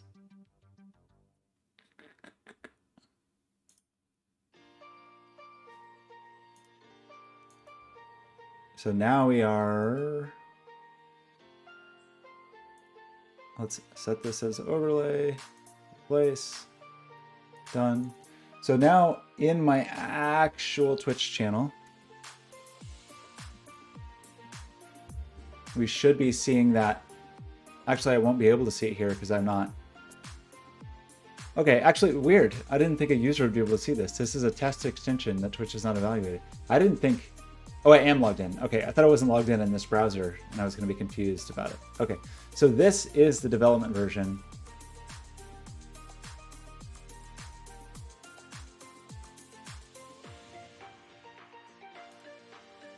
Oh no, enjoy your 30 seconds of ads. Don't worry, you're making me rich. You're not making me rich.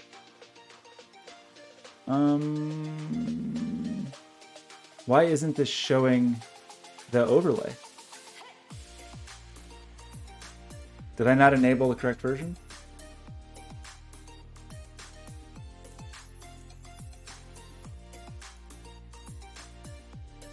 Activated 2.1.0 component and overlay. Oh, I have to also do this.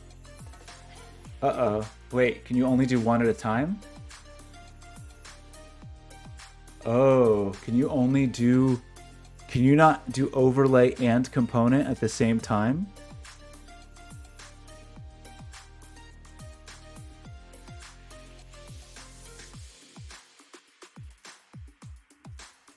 Can you really?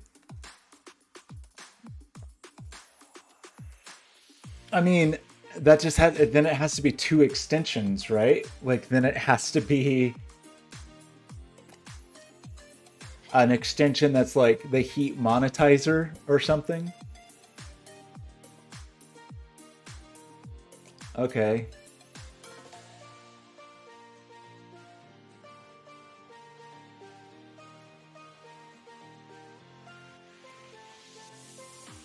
Yeah. uh, stickers doesn't do it. Stickers is only a component, and then it's a OBS overlay. So stickers is only one of them. Anyway, I think hopefully I'm wrong here, but I don't believe we will see any logging here. So I think we have to be inside this.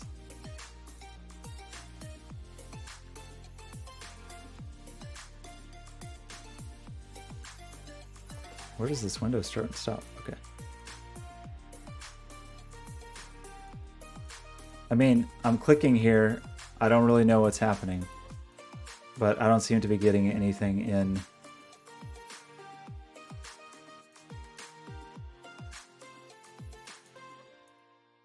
I don't think there's a way to like tell it to look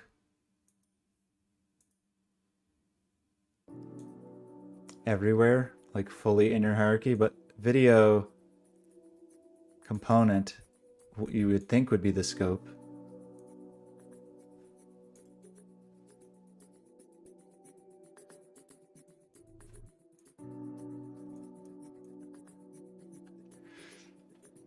That was weird.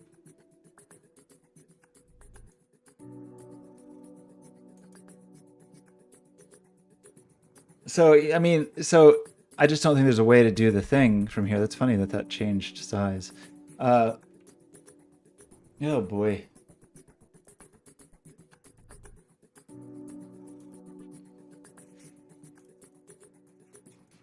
You got to confirm dialogue when you clicked it. I guess it just doesn't for me because not a broadcaster. I think the confirm comes before the transaction happens. Unfortunately. I mean, whatever. It is set to dev. It should not cost you any money. It's a trick. Yeah, it's in development.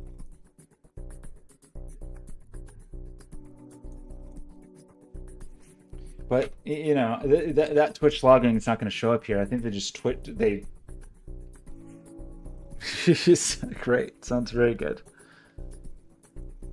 This is a bad experience. Okay, well, I feel like we did learn something valuable here, which is, let's switch back to this.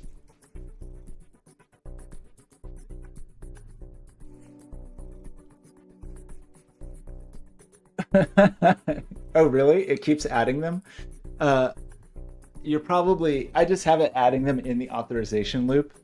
And so probably something is causing the authorization to get called multiple times. Okay.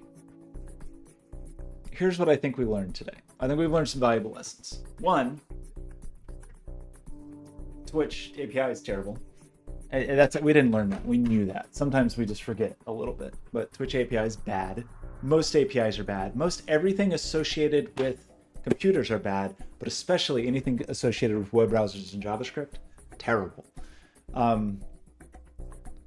Sad, frustrating. So, yeah, I think you can't be a component and a panel. I mean, a component and an overlay at the same time. I think I knew that and kind of had forgotten about it.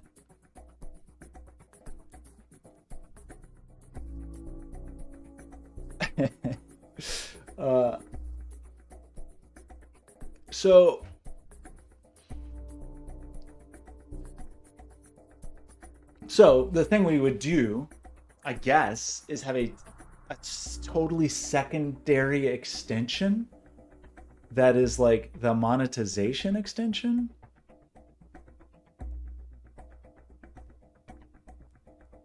I guess. And then it could be either a panel or an overlay. It would be fine. It could be the same HTML even.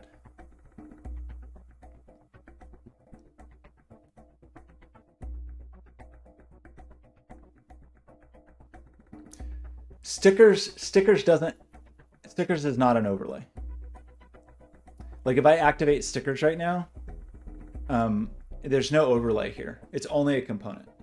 So, and it only appears on the screen because I added a browser source. So, and they just make it where you can do stickers. You can choose as a broadcaster whether you're a component or a panel, basically. Which is not, that's kind of a nice touch.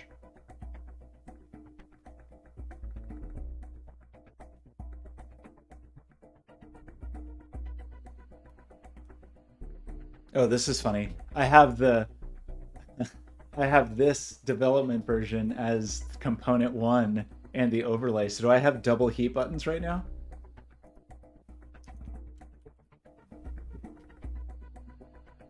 I do. Check out this double heat.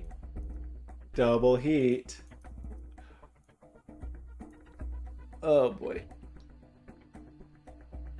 Heat displays as an OBS source, but the input of heat is the overlay. So it's both. I mean, heat is both. The overlay is so I can click and get the coordinates. Yeah. It's kind of confusing because there's the client side overlays and the Twitch side overload.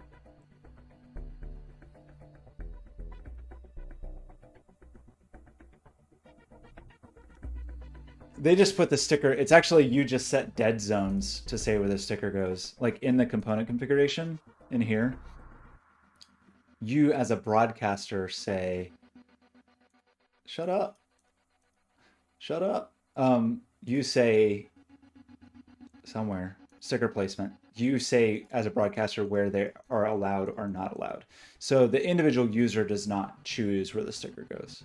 Like if I only enabled sticker center, then I believe, did I turn stickers back on? Where's the stickers? Let's make this component 2. Let's just enable everything.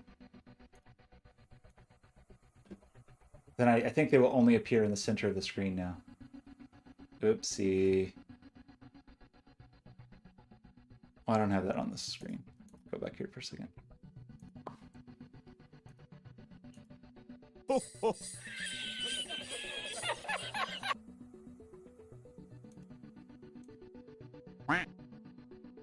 Yeah, basically appear in the middle.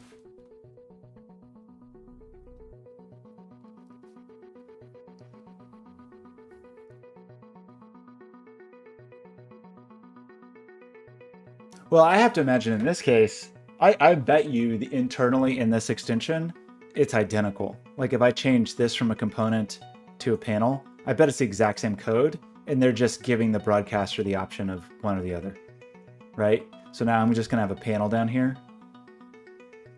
So I bet that's why it looks so bad as a component, is because they probably really designed it for this and then just kind of said like, oh, well, you can use it as a component too. So the thing that is just kind of effed,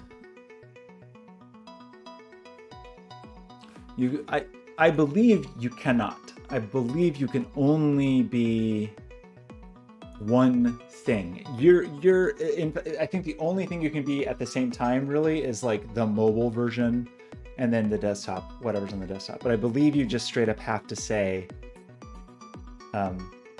which is ringing a bell. It's like, I think I knew that early on, but since they added some new stuff, like I think component is relatively new. Maybe I'm wrong.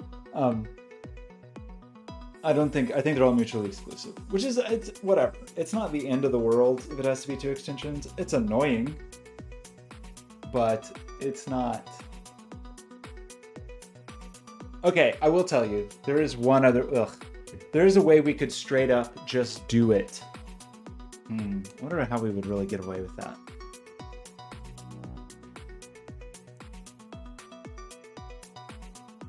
I don't know. So I was about to say, you could theoretically show the Heat purchase UI in the overlay, but I kind of think that wouldn't fly. From the overlay, I think so. I think I can look everything up. So we could build that UI into the overlay. It would just be kind of bad, I think. What? Yeah, that's the only way it can work with heat. Excuse me.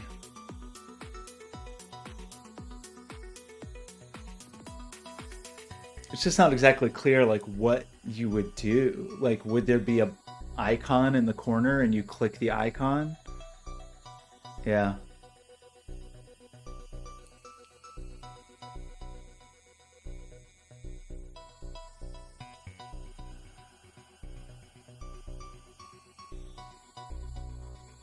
Yeah, it wouldn't be great. It would not be good. It would not be.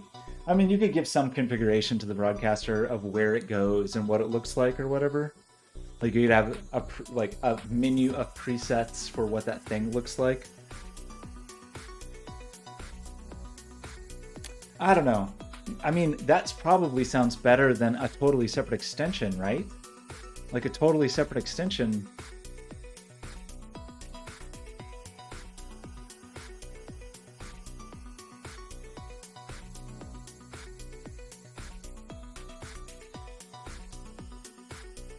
Okay, well, we got to think about this. There's no surprise. No surprise. It's super annoying. Obviously, of course, it's annoying. It's Twitch,